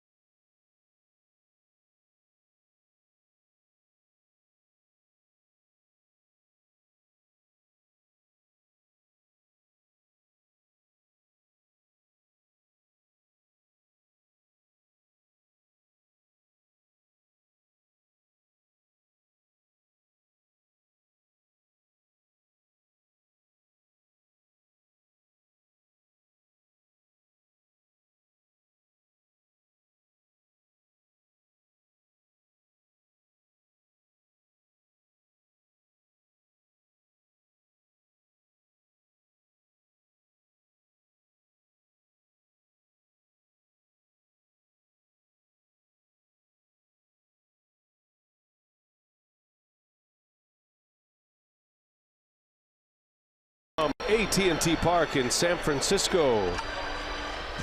Well, we got a good game going today. Final game of the series. The Brewers not counting on the home run ball in this ballpark, but they are second in the National League in home runs overall. 184 home runs this season for the Brewers. Now the Brewers haven't hit the long ball since the series in Colorado. They were able to manufacture 4 runs last night. AT&T Park surrenders the fewest home runs in the big leagues. There's a strike to VR. Brewers are trailing the Mets in the National League team home run race. And the home run is pretty well spread out for the crew. Still looking for their first home run in this series. Well, Matt Moore has shut down the Brewers since the first inning. Matter of fact, he's retired 7 in a row. 10 of his last 13. Brewers have 3 hits in the game. Santana and Shaw both had doubles in the first inning. Shaw drove in Santana in the first. Keon Broxton singled in the second inning, but that was erased with a double play. Moore's faced just 1 over the minimum since the first inning. And he's got VR in a 1-2 count. VR in the leadoff spot once again for Milwaukee today.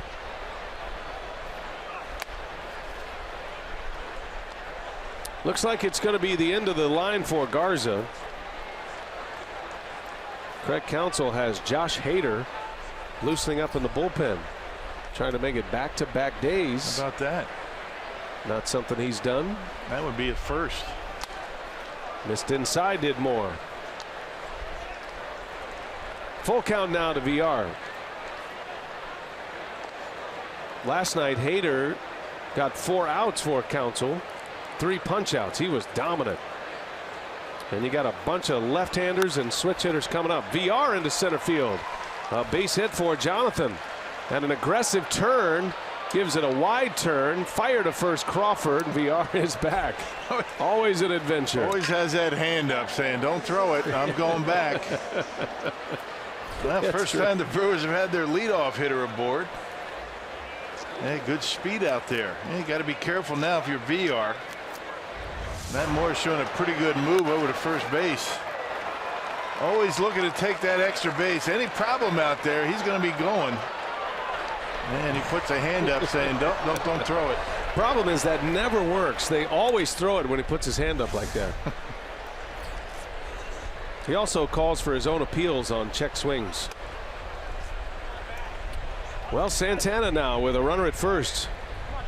VR, the stolen base champion last year in the National League. We'll see if he can get a read on Moore. You see Santana at the plate, presented by Wendy's. Doubled and scored in the first inning. Walked his next time up.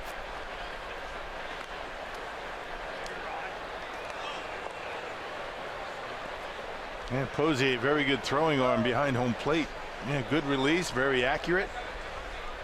Tough to get a jump on Matt Moore.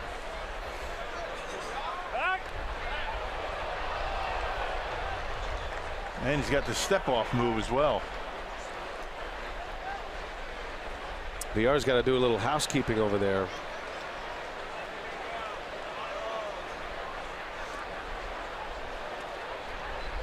Want to know the count. VR with a big lead at first, and there he goes, and Santana fouls it away. They had that one stolen, it looked like. And Santana had a good pitch to hit.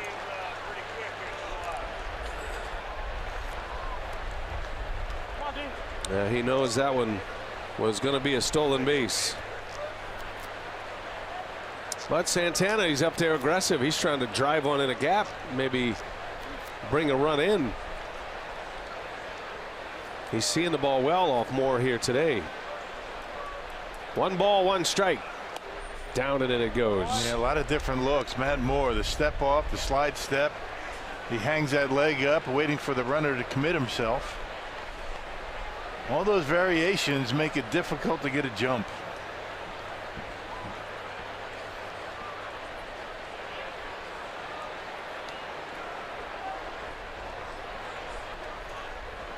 Another big lead. Moore heading that way.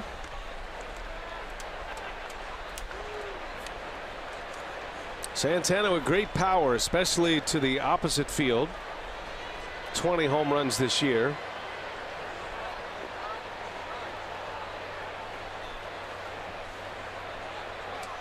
And Santana hits one hard to left. Down it goes. A base hit. Domingo with his second hit of the game against Moore. Third time he's been on, and the Brewers have something cooking here in the 6th. Yeah, top spin liner. It looked as though initially Parker would be able to get to it, but just kept sinking as it got out there. Yeah, check it out. You know, fastball down and in. I mean, the effective fastball for Moore today has been the fastball up. Well, and Santana able to hook one out there into left field. So here comes Braun now. Great shirts. Great shirt, great jersey. A lot of Brewers are out here. Brewers fans and their families this week. Braun would love to give him something to cheer about on the road in San Francisco. Bryant is 0 for 2. He's been great against left-handers this year. Has always been good against lefties in his career.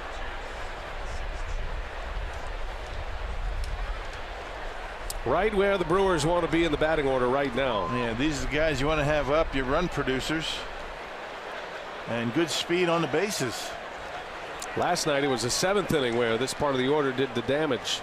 Braun and Shaw with RBIs. VR and Santana on the bags. VR takes off, so does Santana, and Braun sends one in the air left center, and it's going to be caught out there by Hernandez, and both runners have to retreat. Boy, Braun hit that a ton. Yes, he did. The wind just ate it up, and a long fly ball out for the first out of the inning. It just kept going. That wind is really blowing hard out to center field, and it's not often the wind's going to aid anything in the outfield here in this ballpark. Yeah, check this out. I mean, 92 down and in. Exit velocity big time for Braun at 100. Got under it, almost carried out of here. That looked like a routine fly ball when it left the bat, but he put a lot on it. Up there, the wind direction looks like it's blowing out. Swirling though, who knows inside the stadium. Yeah, right. Can't tell. Here's Travis Shaw now, first and second. My question would be, if VR and Santana aren't running there, and VR certainly would have stole third base in that scenario, do they tag on a fly ball like that? I think VR had an opportunity to tag, but he wasn't sure the ball was actually going to be caught. You got to go a little bit halfway so you can score. Putting a runner at third base with one out. Much better opportunity to score in the inning. Yeah, he recognized that ball was up in the air very quickly, did Jonathan VR. He got back but decided to go, about halfway until that ball was caught, and by that time too late to tag up. One ball, one strike. Brewers and the Giants tied at 1. Been that way since the first inning. Big chance for Milwaukee to score right now. Of course, the other part of that, I mean, you're talking about a plus runner. I think if he tags up and the ball's dropped, I think he still scores. Sure, I agree. Yeah. Yeah, I think he had a chance to maybe come back and tag, at least make a throw of it. I'll see if Shaw can pick him up. Travis with an RBI in the first. And Moore misses down and away. So the jump by VR was huge. He's going to steal this base easily, but he has to scurry back, find the ball. And stops about halfway. Catches it and then goes back to second. He was almost at third base when he turned around. Finally recognized the ball was in the air.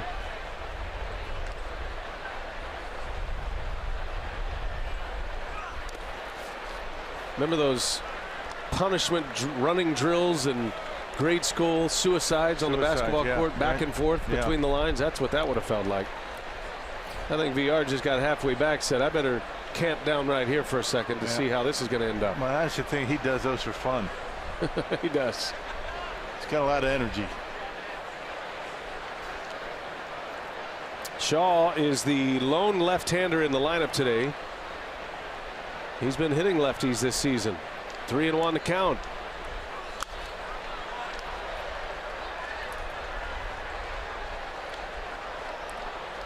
Brewers have been asking Travis Shaw to deliver all year, and he has not disappointed. The club leader in RBIs. He now has 82 RBIs on the season. He's got a chance to drive in 100 this season, and a chance at 30 homers and 100 RBIs this year. Yep, over a month left.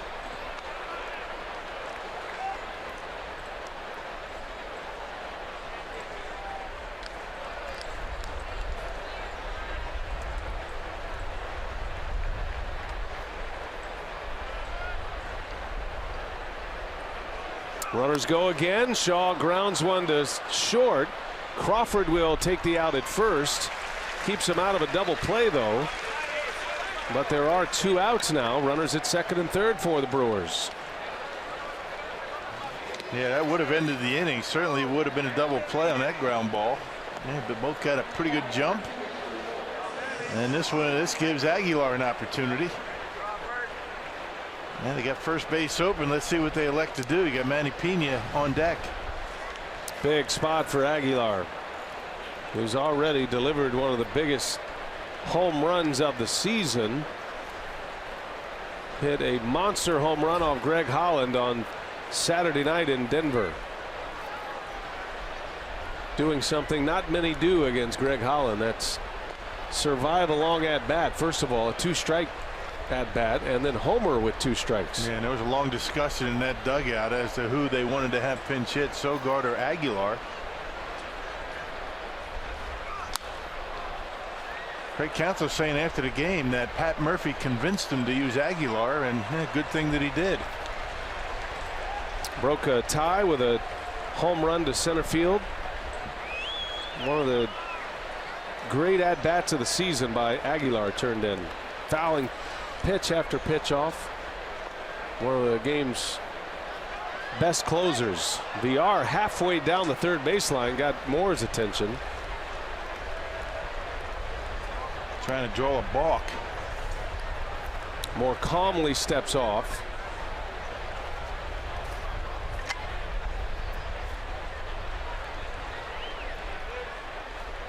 No balls and a strike on Aguilar. Inside, 1 ball, 1 strike. Brewers need a big hit. 6th inning we play. First 2 reached. Aguilar against lefties this year, hitting over 300. And he's been very good with runners in scoring position this year.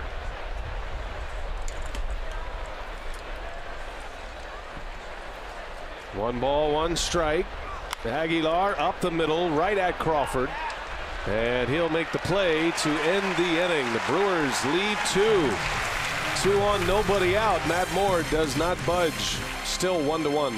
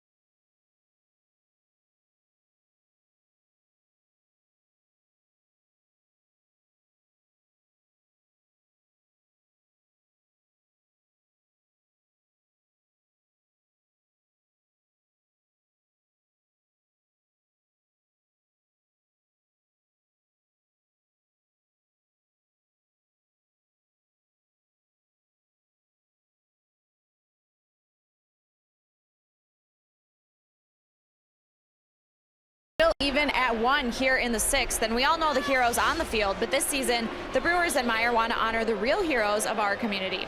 Each month, one outstanding individual will be recognized as the Brewers Community Achiever presented by Meyer. Achievers will receive 4 Brewers tickets, on-field acknowledgement, and the opportunity to throw out a ceremonial first pitch. If you know someone who would like to be nominated, you can nominate them by going to brewers.com/community or picking up a nomination form next time that you're at Miller Park. And Josh Hader now on in his 21st appearance, a first for him, and that it's the first time he's appeared in back-to-back days. And so we had asked manager Craig Counsell how close they were getting to this kind of point of bringing him in on back-to-back days, and he said today was a possibility. He said previously they had been trying to stay away from situations where he had gone multiple innings, like last night, an inning at third. He said just because of Hader having to go up and down, they wanted to be less likely to do it, but he said they were certainly, the way that Hader's been pitching, how effective he's been in that role, the success he's had in his 20 appearances. He said it's something that's kind of a next step for him, and so we'll see how he does here this afternoon. And a ground ball by Crawford up the middle. Arcia ranging over, making the play for the out. Thank you, Sophia. It hit the bag.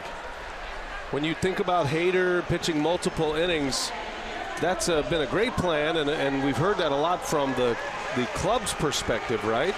But Hader actually talked about it, as you heard in that soundbite. Sophia had a chance to sit down with him, and this is something he's been eager to do, something he wants to do. And we'll see how the velocity is for Josh. It's been inconsistent, so far this year. He's thrown a couple of fastballs already this inning, only 90 miles an hour. That's one issue that he might have. He might not have that big fastball. There's 92 miles an hour, but the Brewers have been patient with Hader, working him into the bullpen. I think the time is right. He's been up for a while now. There have been times where he will pitch 2 innings and not pitch for 4 or 5 days. So we'll see how it works out. Turns Sandoval around to hit right-handed. And Sandoval in the air to right field. That'll be playable. Santana's there for the out, and 2 quick outs for Josh Hader. Well, Hader last night, this was one of the great performances that he has had in the big leagues. He's facing the heart of the order. First he struck out Parker, then he got Crawford to end the inning. Then he comes back to turn Sandoval around the next inning and strikes him out. And Hader with 4 outs, 3 of those punch outs. Yep, and I think this is going to be 1 and out today. I mean, he was throwing in the mid-90s yesterday. 95, 96. That's where you like to see him on a consistent basis. It will take him a while to be able to go back-to-back days and maintain that velocity. The string of left-handers plus the switch hitter Sandoval. Carlos Moncrief up there with 2 outs. Well, you get through this 6th inning. You have Barnes in the 7th, and basically you're set up with a day off tomorrow with your top relievers taking it to the end of the game with Hader and Barnes in the 7th, Swarzak in the 8th, and then Knebel in the 9th. And you're hoping at some point you're able to take the lead and get out of here with a win. And even at low velocity, I think lower velocity, you can get away getting through the lineup once, especially if it's lefties. But it's going to be important that he throws that slider for strikes. There's a fastball and a swing and a miss. 1-2 the count on Moncrief. Hader trying to make this a very quick 6th inning.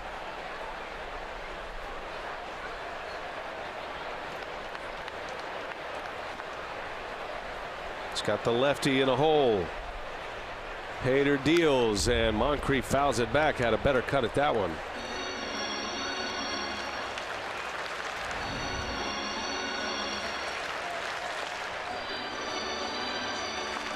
Hader's only had 2 games where he has pitched on 1 day of rest. Most of his outings he's pitched and then he's taken 2 days off. But now he's pitching in back-to-back games. 1-2 pitch. 2-2 now. And this is a time where you want to use him. All the left-handers, you had Sandoval, you prefer to have him bat right-handed, and then that's probably going to be it.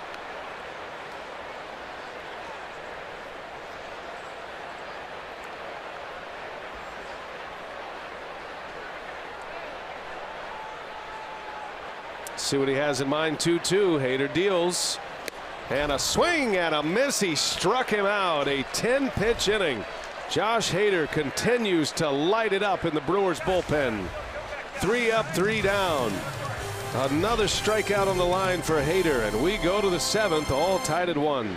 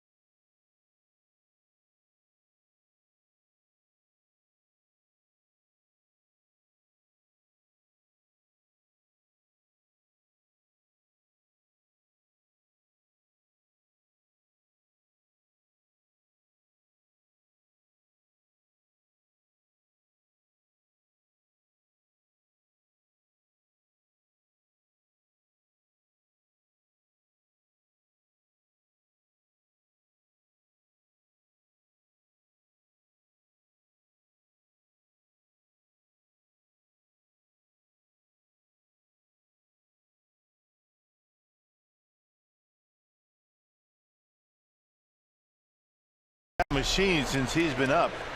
All tied at 1. We're in the top of the 7th and bring the family out to the ballpark on Sunday, September 3rd.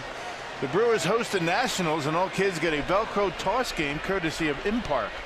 Plus, like every Sunday, kids 14 and under also enjoy a free lunch and can even run the bases after the game. Big day on Sunday coming up. Maybe you and I have a little catch. We haven't played catch in a few years. With the Velcro toss? Yeah. You fit your hand in one of those things? So might snap that right in half. 7th inning, Brewers coming up. Manny Pena will lead off. Matt Moore continues for the Giants. Good game here today.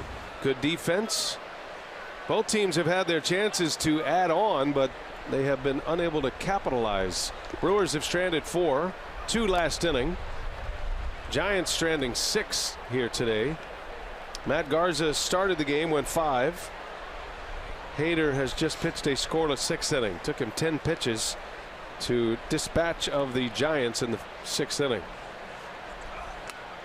There's a strike to Manny Pena. 2-1 to count. Yeah, the last pitch to Moncrief for Josh Hader. We were talking about velocity down a little bit. 95 miles an hour.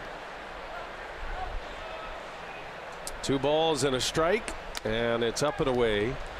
Tell you, Rock, you get in a playoff scenario, if the Brewers can just make it into a division series, imagine how Craig Counsell could use Josh Hader. I mean, you could use him just like Terry Francona and the Indians used Andrew Miller last year.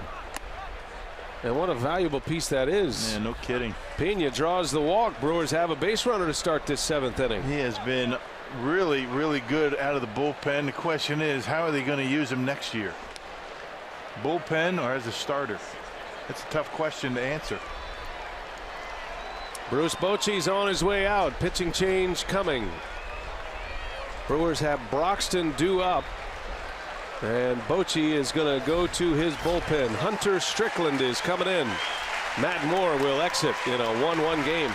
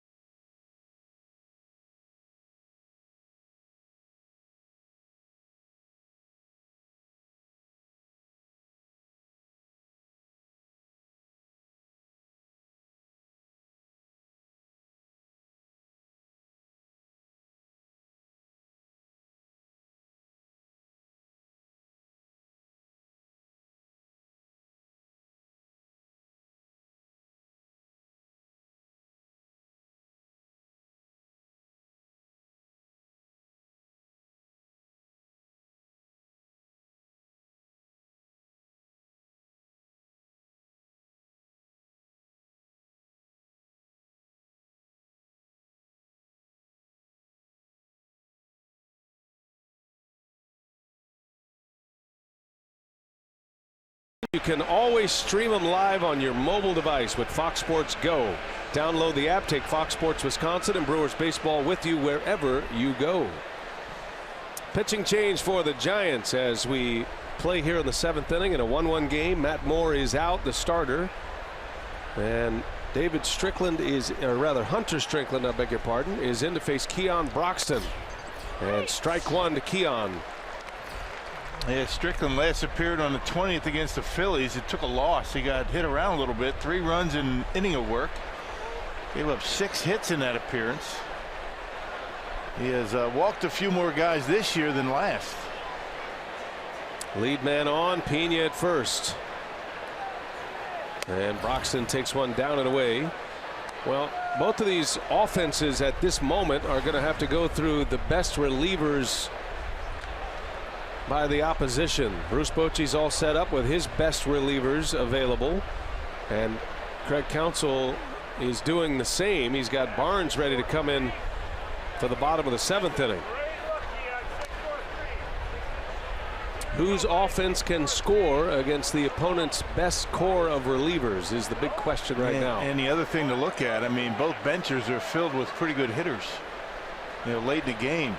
The Giants and Brewers both have some pretty good bats on the bench. Saw Neil Walker in the background getting loose. Broxton with a big swing. 1-2 the count.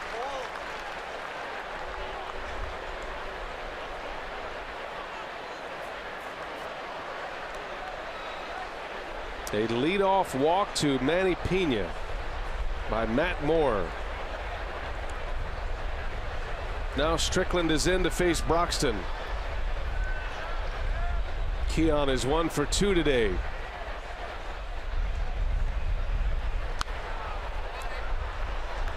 You can really see the wind whipping through the jersey of Broxton right there. It must be swirling big time around home plate. Yeah. Keon would love to find a jet stream somewhere and launch one out. Yeah, right center seems to be the spot. Yep, it is a little breezy out here today. The hawk is up, as they say. 1-2 the count. Broxton in the air to right, a pop-up. Coming in to make the play is Moncrief, and that is the first out of the inning. Back to first goes Pena.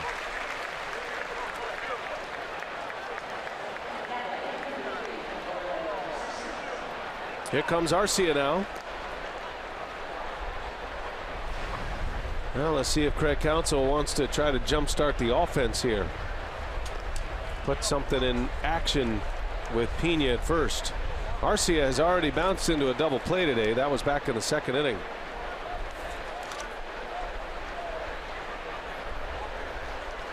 One out, runner at first. Brewers in a 1-1 tie against the Giants on the road. And that's going to get by Jones. On his way to second goes Pena. Boy, that's a big play. Man, no kidding, huh? That didn't look like that bad of a throw from the mound, but Jones just clanked it. Yep, he did. Yeah, the baseball and Manny Pena got there all at the same time, and that'll be an E3. Yeah, good throw. He just missed it. Wow. And Manny Pena able to get into second base. Right off the wrist.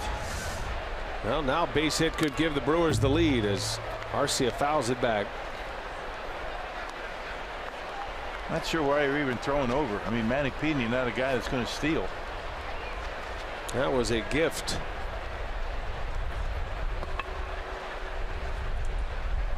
Pena is a below average runner, but it's a big outfield.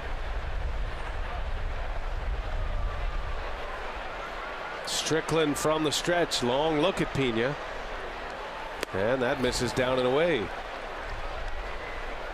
Always put a little more pressure with each base you accomplish. Put a little more pressure on that pitcher.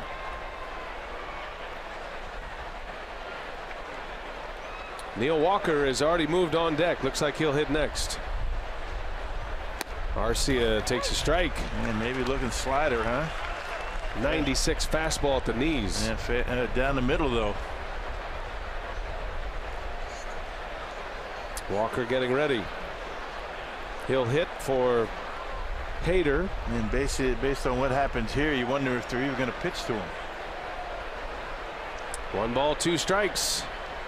Pena with a good lead at second. He's ready to run. Arcia grounds one to third. Sandoval for the second out.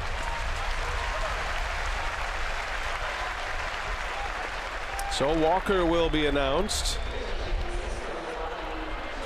And if you're Bochy, do you pitch to Neil Walker?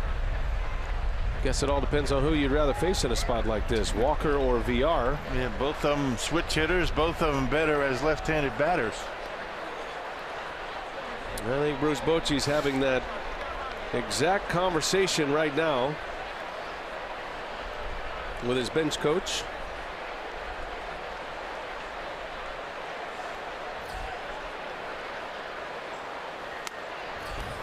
Fastball up and in. Every manager needs a right-hand man to run it through, and Bochy has Ron Wotus, who managed in the Giants minor league system for years, and he's been with him for a long time here in San Francisco. I think that the decision probably is going to be that you pitch to the guy that's cold off the bench as opposed to the guy that's been in the lineup all day.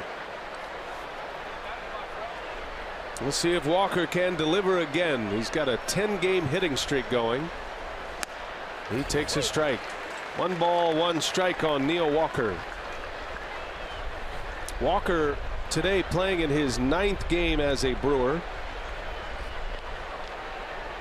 .394 hitter with runners in scoring position this year. Those are the combined numbers from his time in New York and here in Milwaukee. Trying to deliver a big run in the 7th inning. And Walker fouls it away. And based on that, you would think that they would just walk Neil Walker in this situation and go after VR, who has not had near the success in these situations this year.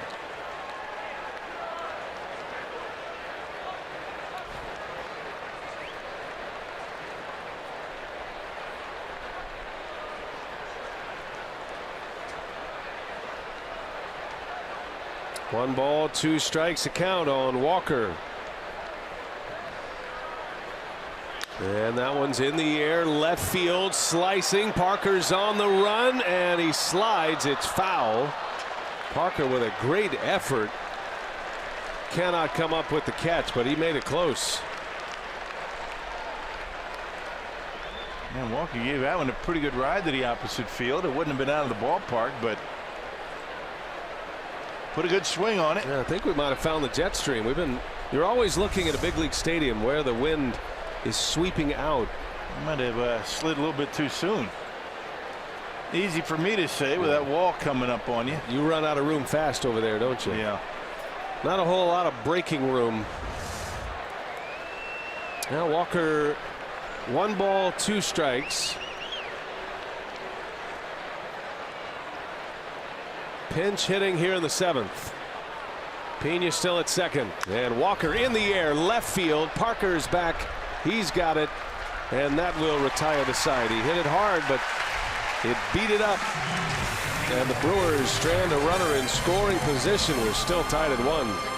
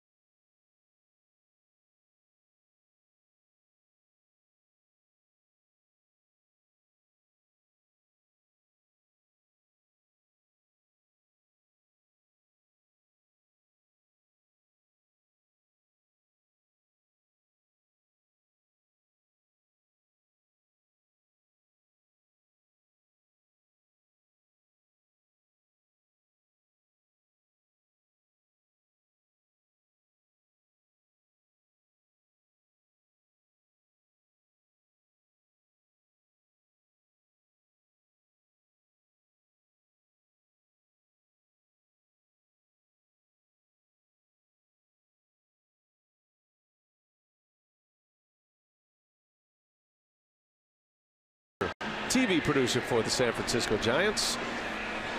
And Glenn and Jeff looking up to their big brother Dwayne, who played in the major leagues, second baseman in the big leagues. And all the other favorite guys, all from Sturtevant, right? All the other Kuipers are in Sturtevant, down there in Racine, down there in south of Milwaukee. They're the legendary TV announcers of the Giants. Dwayne Kuiper on the left and Mike Krukow on the right. Always great to see Krukow and Kuip. Well, Jacob Barnes is on to pitch as we go to the Giants half of the 7th inning. All tied at 1. Yeah, good numbers for Barnes. Last pitch against the Rockies on Sunday. A scoreless inning. Gave up a hit, a walk, and a strikeout. Well, the Brewers are set up. You got Barnes, you got Swarzak, you got Knebel. They just need a run. That's it. Nothing more, nothing less. Easy. Just one. Yeah, big fastball by Barnes. 97 up in the zone and a wave and a miss. Ryder Jones at the plate.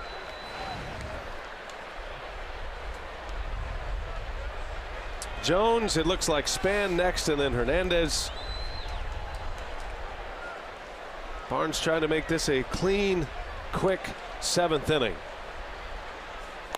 There's a swing and a miss. Boy, what a wicked breaking ball that is. That's the slider at 90 miles an hour, and Jones is gone on strikes. Yeah, when he puts it down there, I mean, he's unhittable. When you combine that good cutter slider combination and the upper 90s fastball, that's just a terrific pitch.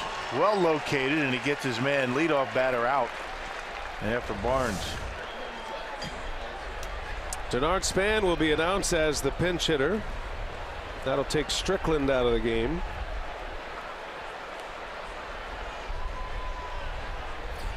Brewers got a start from Garza, 5 innings. Hader pitched the 6th. Now Barnes.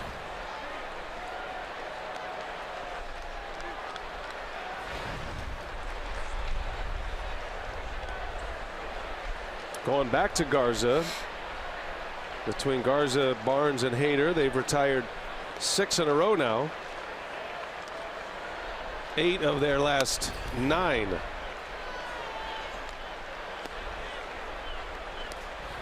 Two 2-0 the count on Span. Yeah, Brewers have relied heavily on the pitching staff once again on this road trip.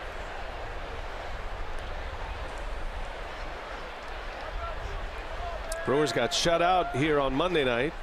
Won 4-3 last night. Tied at 1 here today. Span on the ground. That's fair.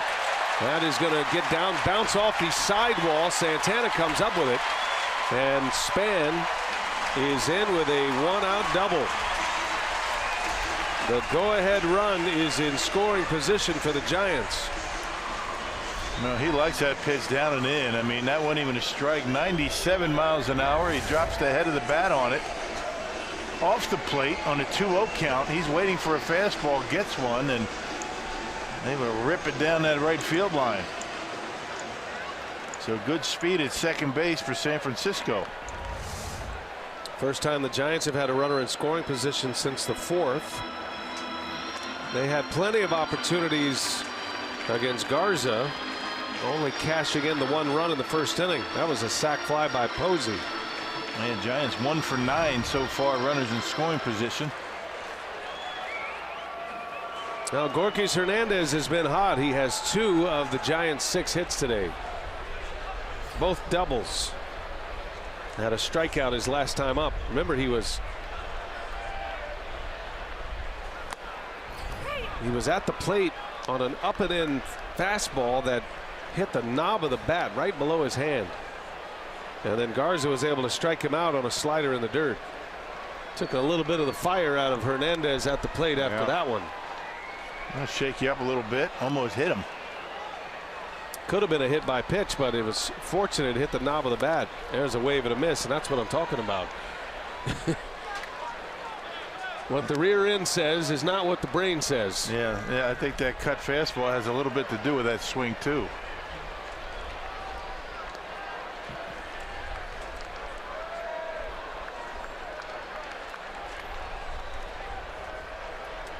Oh, and 2 the count.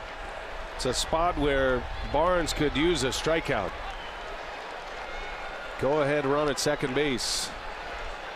Giants are threatening in the 7th inning. In the dirt, Pena blocks. 1 ball, 2 strikes. Very similar pitch to what Hernandez chased against Garza and struck out in the 5th. This time he didn't bite on it.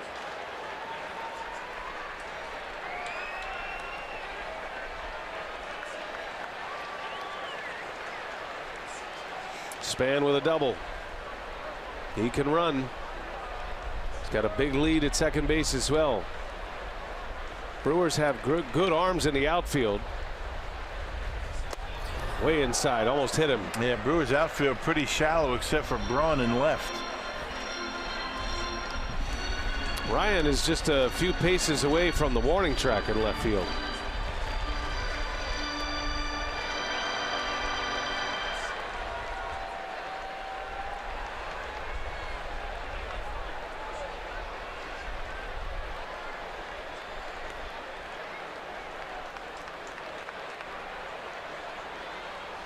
Two and 2 on Hernandez. And that one did hit him. Clipped him right on the thigh. And Hernandez is on now, first and second. Hernandez not pleased. He has seen a number of pitches inside on him. That's what happens when you double your first 2 at-bats. Well, last thing Jacob Barnes thinking about is hit batter. I mean, Hernandez still really upset about this. Let's see where it gets him. I mean, it gets the jersey. Just grazed the jersey. Not sure why he's so worked up over it. Didn't even get any part of him. He's screaming. That's the best way to get hit. I mean, I don't know. Cost him his moment in the sun, perhaps.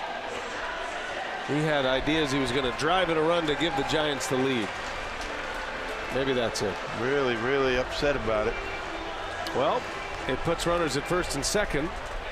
And now Kelby Tomlinson coming up. Barnes does get a lot of ground balls, so this is a spot to get one right now. Brewers could turn 2 and get out of this.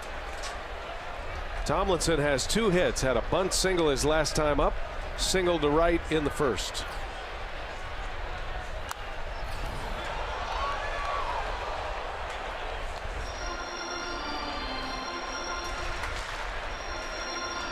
So Hernandez has had 2 pitches up and in. Neither one of them hit him. One got the knob of the bat. Now this last one gets the jersey. Technically a hit by pitch, but didn't make contact. He's coming out clean. Not going to leave a mark. There he is at first.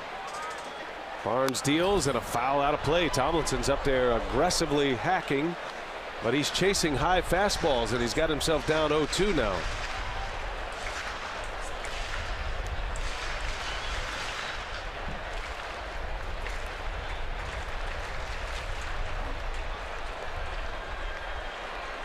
Only time Barnes ever gets in trouble is when he hangs a slider. He usually does not get beat on the fastball, but his slider is about as good as it gets. And he does get a lot of ground balls with that pitch. That and the cut fastball he throws. Yeah, and he gets a lot of swings and misses on that pitch as well. Well, Pena didn't like the way that was set up, so he's on his way out to have a chat. Anytime you get a player at second base, especially a guy like Denard Span who's been around a long time, you get a little fidgety on sign stealing or location stealing. Not saying he was doing that, but Pena wants to go out and make sure he's got it right. And not much of that going on these days, I don't think. But you never know. Better safe than sorry. Pena doesn't even put a sign down this time. And the 0-2 pitch is in the dirt, skips away, but Span holds his ground. Another great play by Pena. Yeah, keeping that double play alive and keeping Span from getting to third base. I think that one stung him a little bit. There's a lot of things that go wrong there. That one get him square in the chest protector and able to keep it close enough.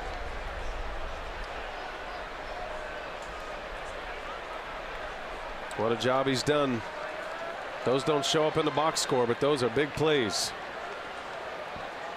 Barnes in a 1-2 count on Tomlinson. And it's in there. A called strike 3. And that ball out of the zone. It was low. Second strikeout for Barnes. He got the benefit of a call. Now Bochy is hawking on the home plate umpire, fielding Colbreth. Now Colbreth missed a pitch on Denard's span. The first pitch was a strike, called a ball. That one down and in, and Colbreth rings him up. Pena with a strike steal behind the plate. Framed it beautifully. So 2 men are out. 2 are on. Tie game, 1 apiece in the bottom of the 7th. Here is Jarrett Parker. Giants 3-hole hitter. And he swings, and a base hit. A little flare on a half swing. And they're going to send a second runner as Braun has trouble with it. He drives in 2. Man alive. 2 RBI double for Jarrett Parker on an excuse me hack. Yeah, no kidding. Right inside the third baseline. And boy, oh boy. That one hurts. Now the Giants are up 3-1. Yeah, he checks his swing and doubles down the line. Thank you very much. You can see Shaw a little bit off the line.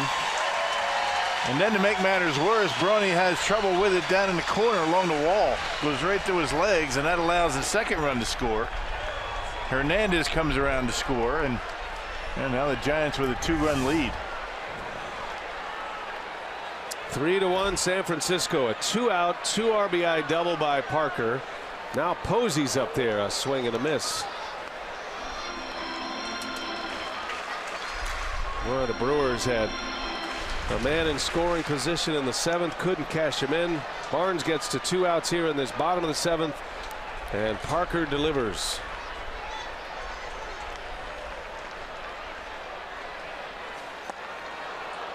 Barnes goes from a great break on a call to get a strikeout to a bad break on a half swing down the third base line. That's the way the game goes sometimes, right?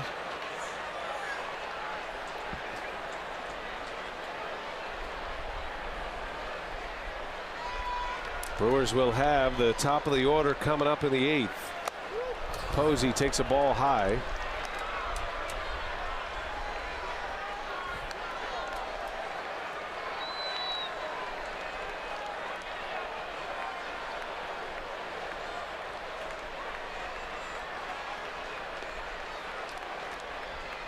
Giants have Mark Melancon loosening in the bullpen. Their setup man, Sam Dyson, is their new closer. On the ground, Barnes plays it, and that will retire the side. But Jarrett Parker plates 2 runs. A 2-out double down the left field line, and the Giants now lead 3-1. We go to the 8th.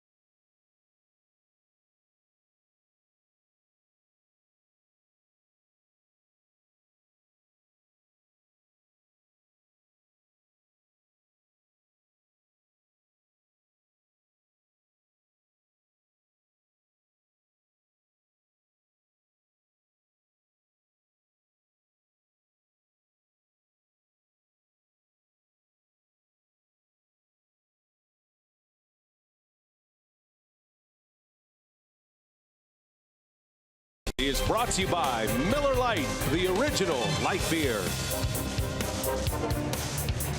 A beautiful day here in San Francisco. Jared Parker's two-run double gives the Giants a 3-1 lead as we head to the 8th. And you can commemorate the inaugural Players Weekend coming up August 25th through 27th with limited edition Brewers jerseys and t-shirts featuring player-picked nicknames. You can wear the gear that the crew will wear on the field during this weekend's showdown with the Dodgers, and that's available while supplies last at MLBshop.com.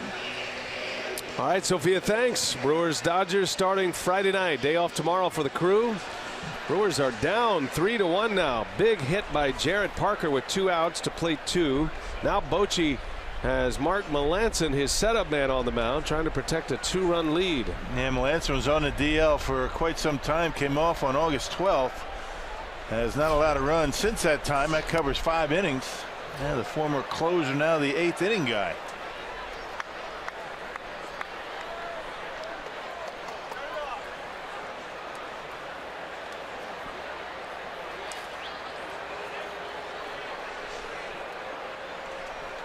Melancon spent some time on the disabled list.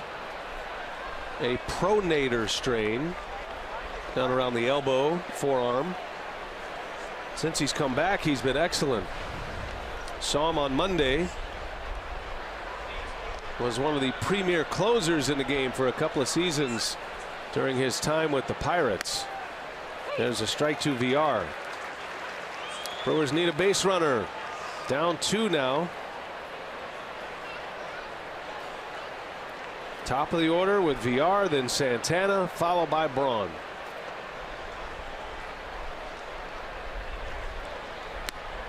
That cut fastball in there for a strike. That's a signature pitch. Kind of interesting, the splits from Melancon. Right-handed batters, you would think that it would be the other way around, but righties are hitting .356 against him this year. Left-handers not as much.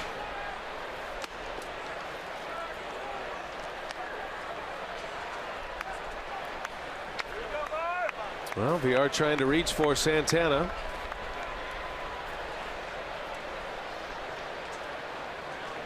Melancon in a full count. And he got him. Strikeout to start the inning. And the cut fastball down and in, a little off the plate. He's got a good one.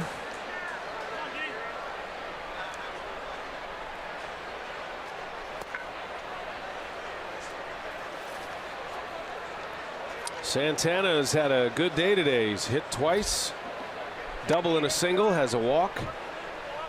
Scored the lone Brewers run in the first inning. Nothing since for Milwaukee. They've stranded 5 today, the Brewers. Ground ball, foul, pass first. Well, Santana's on the Powerball home run leaderboard. He has 20. One of the 4 Brewers that have hit the 20 home run milestone. Thames and Shaw lead the club at 27. Santana and Broxton with 20.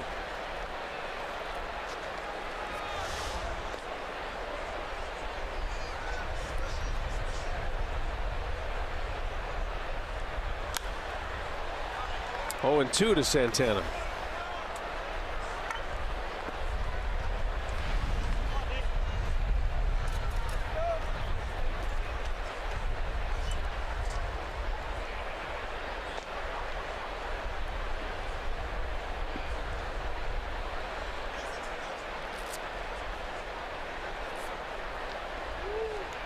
Setting up inside is Posey.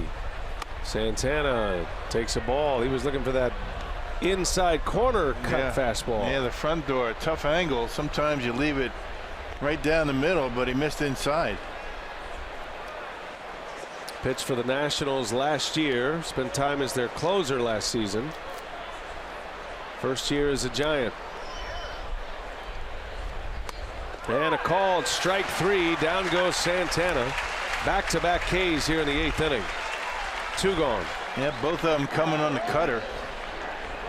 Yeah, both of them on the arm side, or the glove side, I should say. That one right on the edge at 90. He got VR down and in. There it is, right on the edge. 2 up, 2 down. Here comes Braun now. Ryan is 0 for 3 today.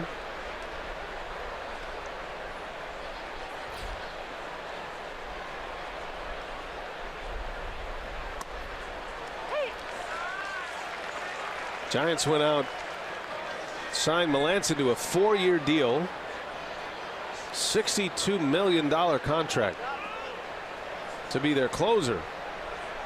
But he's had some injury problems. As I mentioned, since coming back, he looks like the old Melanson. Cutter after cutter. Yeah, not throwing quite as hard, but still effective. Has not allowed a run since his return from the disabled list.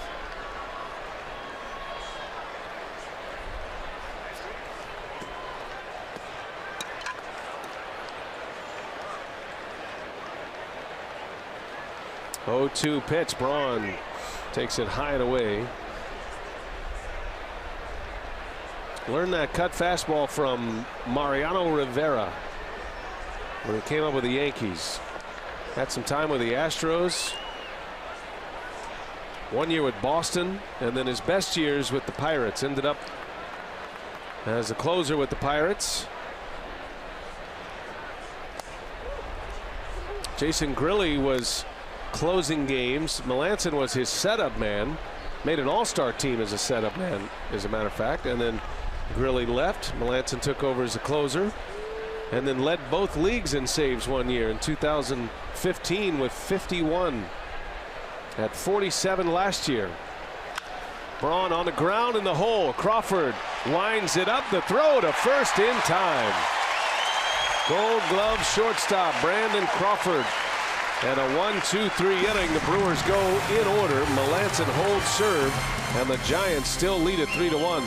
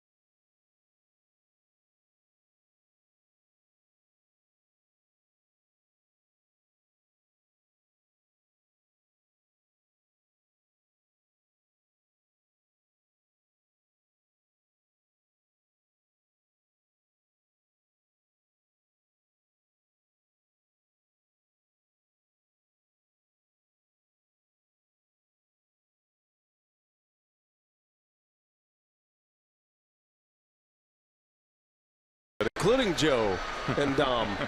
Yeah. Well, the Brewers running out of outs here as we head to the bottom of the 8th inning. Giants are coming up. Carlos Torres is on the pitch. And the Giants taking the lead with a Jarrett Parker 2 RBI double. Mark Melanson retires the side in order.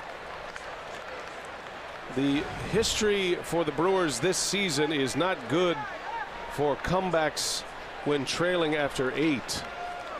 They have not won a game when they've trailed after 8 innings this year. They are 0-46.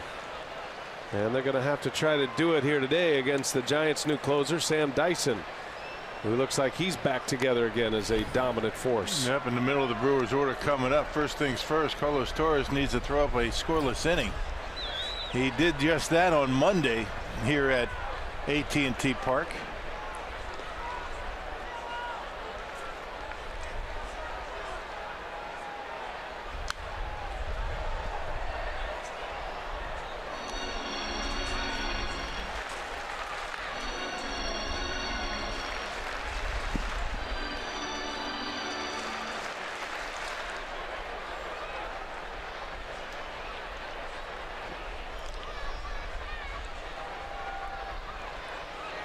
One and two the count. Little emergency hack by Crawford to hang in there. Well, we'll be watching the scoreboard tonight. Some night games across Major League Baseball that will impact the Brewers. Cubs will be in Cincinnati against the Reds tonight. That's a 7 p.m. start in Cincinnati. Cardinals will host the Padres tonight.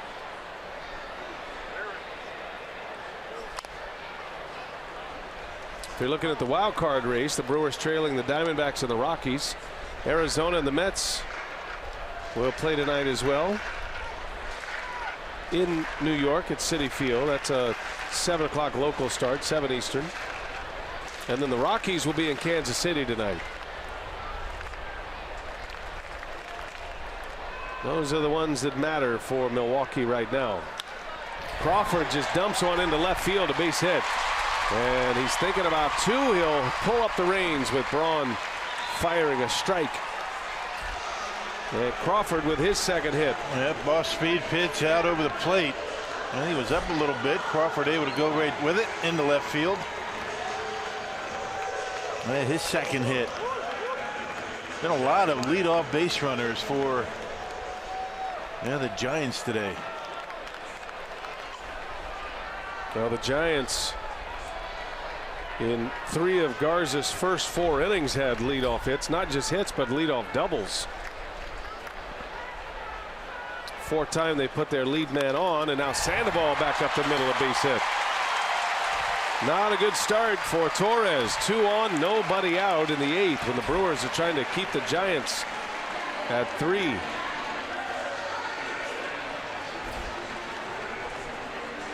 Yeah, once again, Pablo Sandoval, a guy that he can make good pitches on. He still barrels it up. That pitch down and in. He golfed it into center field.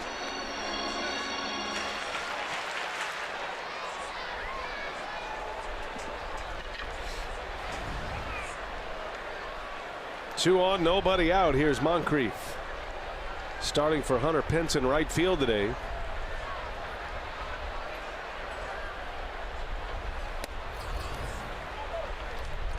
Well, if the Brewers cannot come back in this one, they leave themselves very much exposed in the race.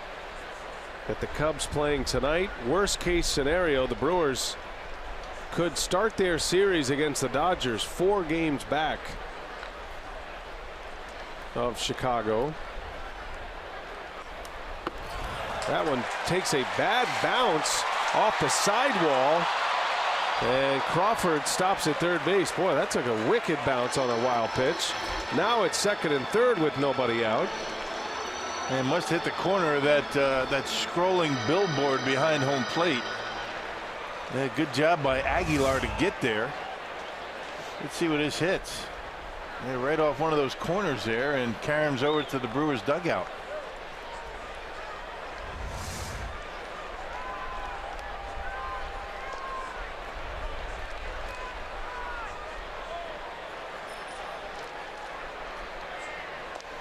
Two and 0, 2nd and 3rd, nobody out. Moncrief at the plate, takes a ball. Torres having all kind of trouble here. Bullpen is active for Counsell. It's got Jared Hughes loosening. Cubs play tomorrow, as do the Cardinals. Rockies are in action tomorrow as well. Diamondbacks will be in New York tomorrow. So all of the teams that you're chasing are in action tomorrow, while the Brewers will have a day off. So that means in a worst case scenario, the Brewers could show up Friday 4 games back, but 5 in the loss column in the division race. Best case scenario, if the Cubs drop these next couple of days and the Brewers don't come back here today, you'd only be 2 back. So this could be a huge swing right here over this off day tomorrow. Deep to right, but hooking foul and out of play. Way back.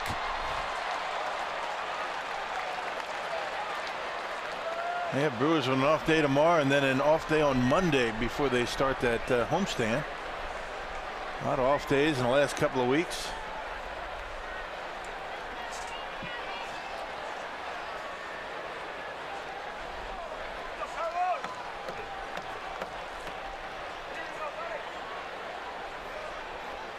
Full count now. It's a spot where Torres could use a strikeout. Infield is halfway in. Be curious to see if the Giants are breaking on a ground ball, trying to steal another run.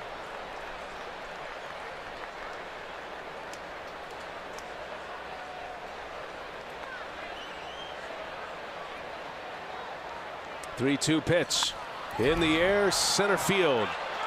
Broxton with Crawford tagging, and the throw goes to third. Crawford is in.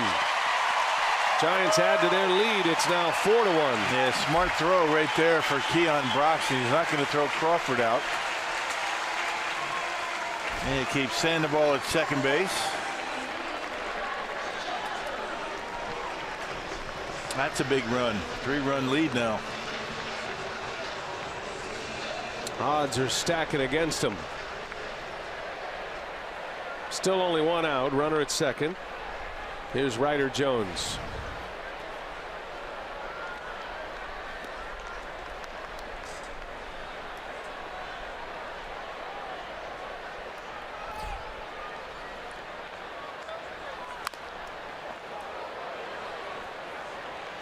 In the Brewers' ninth, it'll be Shaw, Aguilar, and Pena scheduled to hit 4, 5, and 6 in the batting order. And currently down 3. Giants scoring twice last inning on a little half swing. 2 out, 2 RBI double by Jarrett Parker. He was trying to check his swing, but the pitch made contact with the bat, and it found a hole between the bag and Shaw at third base. Yeah, Shaw pretty much where he is right now. You get a base hit like that scores 2, then you just ask the baseball gods to remember that, and now you owe us. Right. Doesn't work that way. Yeah, that was a serious bit of bad luck. There's a strike on Ryder Jones. 1 and 2 the count.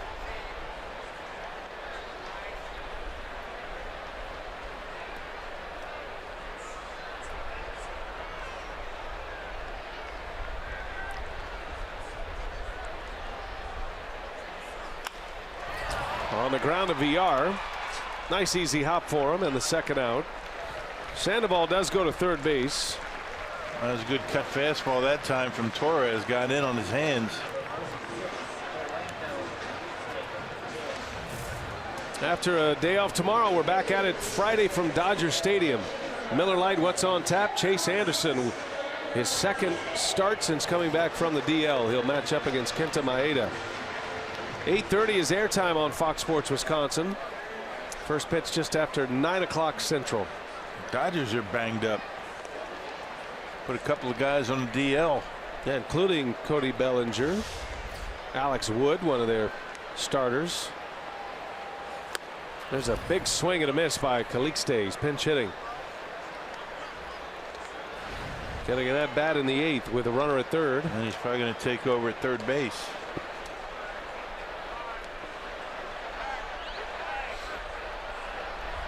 Orlando Calixte. Crowd cheering. It was a big bag that was blowing in all the way from the outfield across the diamond to third base. Pablo got it. Calixte takes a ball.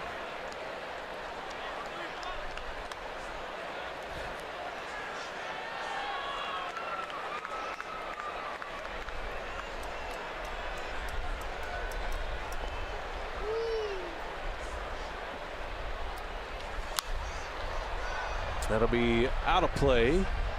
Santana will give it a look. 1 ball, 2 strikes to count. Torres trying to get out of this 8th. Back-to-back hits to start the inning. Giants have added to their lead, now 4-1.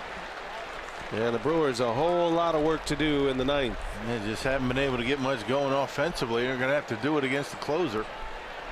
Brewers got shut out on Monday. Scored 4 yesterday. They won the game 4-3. That was a big win. But they're staring at a series loss, barring a comeback today.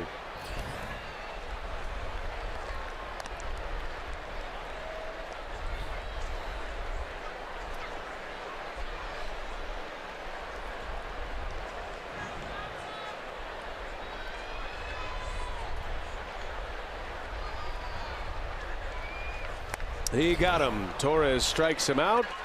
Giants get a big run, and they now lead by 3. 4-1 San Francisco.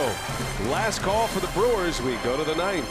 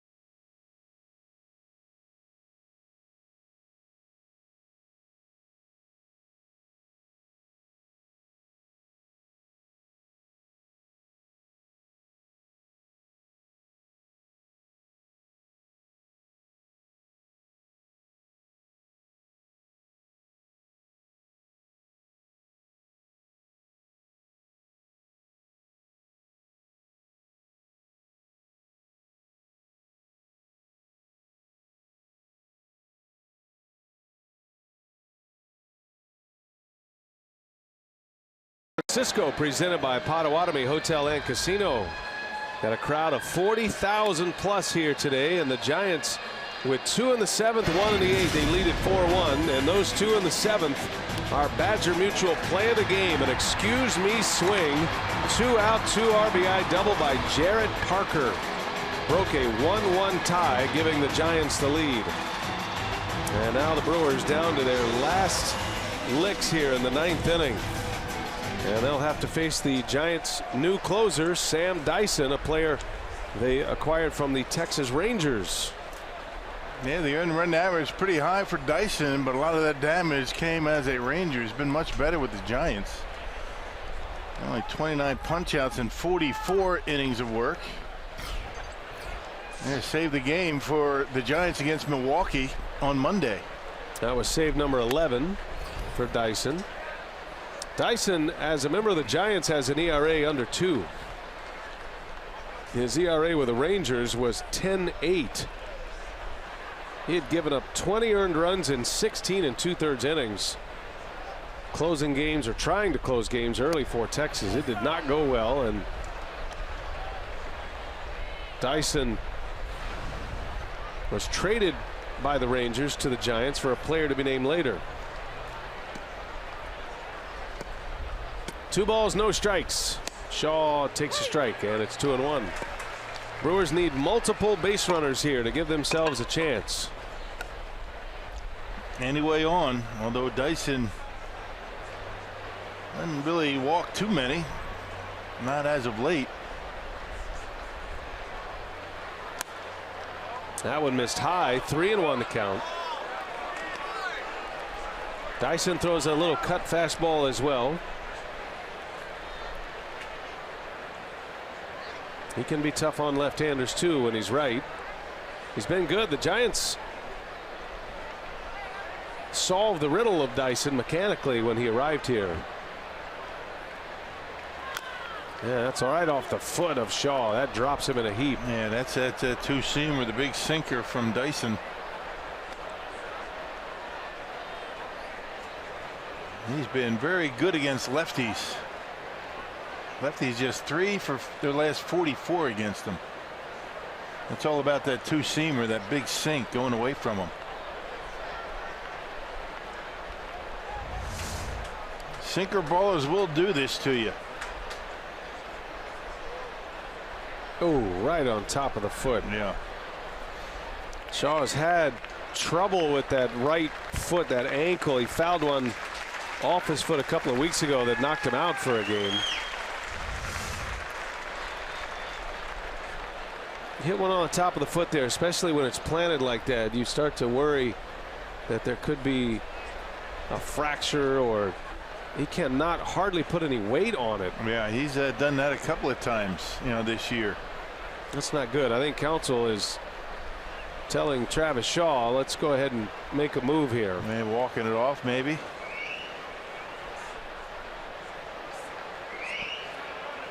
He's trying.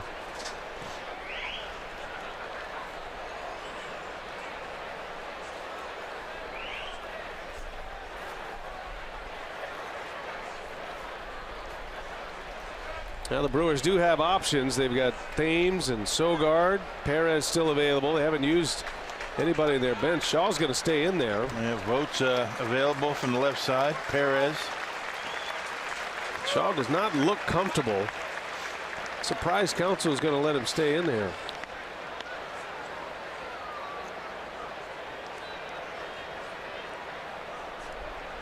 Well, maybe he's playing possum. Full count.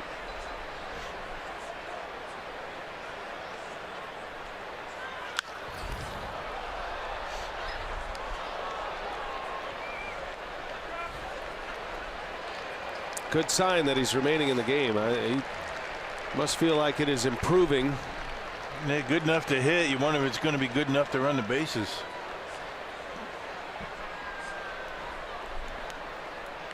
Three and two. Dyson facing Shaw to start this 9th inning. And that one's down low. Shaw draws the walk. Will gingerly head to first base. Gotta believe they're going to pinch run, don't you?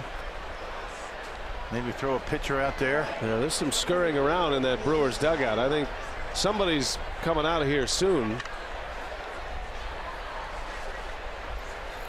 I thought, not sure.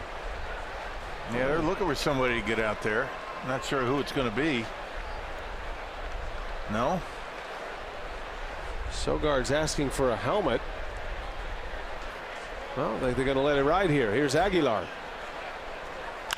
Bouncing ball in the hole. Crawford's got it. He'll go to second base. And the turn is in time for a double play. Yeah, that's probably why you should pinch run, right? I mean, Travis Shaw was about halfway to second base on that. Even though he doesn't represent the tying run, or his run doesn't mean a whole lot. I mean, you might be able to beat that throw at second base with somebody else. Yeah, check out Travis. I mean, he's not even close to second base. He can barely walk, let alone run. He's not even in the same shot.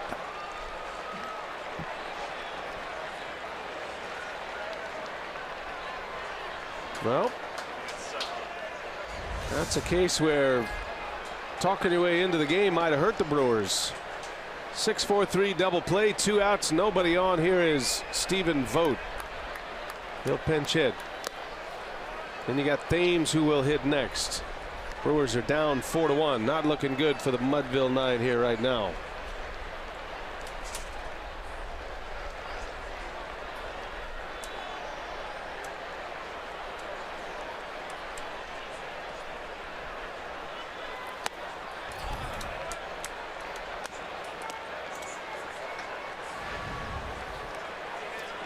Probables in the next series for the Brewers will be Chase Anderson, Zach Davies, and Jimmy Nelson.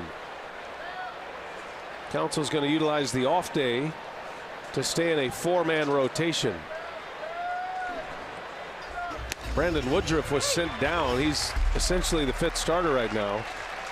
He was sent down to keep in his rotation and keep throwing, but once that spot comes up again, Woodruff is going to be right back in the big leagues. And it's going to be a while. Don't need him till September. Brewers have an off day tomorrow and then another one on Monday.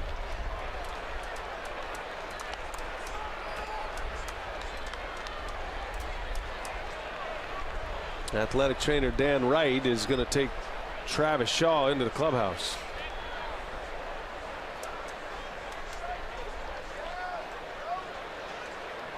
Three balls and a strike on Stephen Vogt, pinch hitting. And that's a strike. He thought it was ball 4.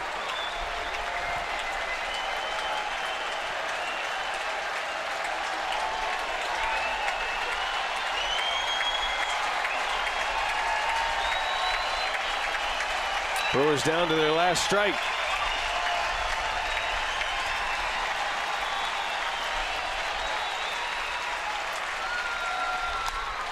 And Vogt sends one deep to right, and there she goes. Stephen Vogt with a solo home run. Pinch hit, 2-out, 2-strike homer. Man, he didn't want to walk anyway. How about that? Yeah, gets an extra swing. On the 3-1 pitch, called a strike. He gets another one and knocks it out of here. First home run for the Brewers in this series. Little life, 4-2. Vogt just launched a high fastball out of here. Yeah, mistake by Dyson. Left it up, and Vogt able to knock it out of here down the line. Still have a lot of work to do. Down 2 with 2 outs. Here's Eric Thames. He'll pinch hit for Broxton. Boy, now that double play ball. You never know. Revisionist history. Don't know if Dyson makes the same kind of pitch to Vogt, but that double play ball wiping out the leadoff walk changes the inning. Well, that's what he does. He gets a lot of ground ball outs. 1 ball, 1 strike on Thames.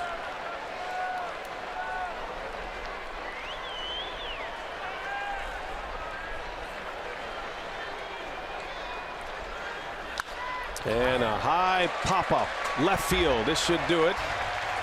Jared Parker makes the catch, and the Brewers drop one to the Giants today and drop the series. 2 out of 3. A 4-2 final score. San Francisco a winner this afternoon. Dyson picks up the save. And the Brewers will head into an off day with 3 wins and 3 losses on this current road trip. 3 more to go in Los Angeles. 4-2 the final. Let's check in with Jeff Grayson. He's standing by in our Fox Sports Wisconsin studio. Take it away, Jeff.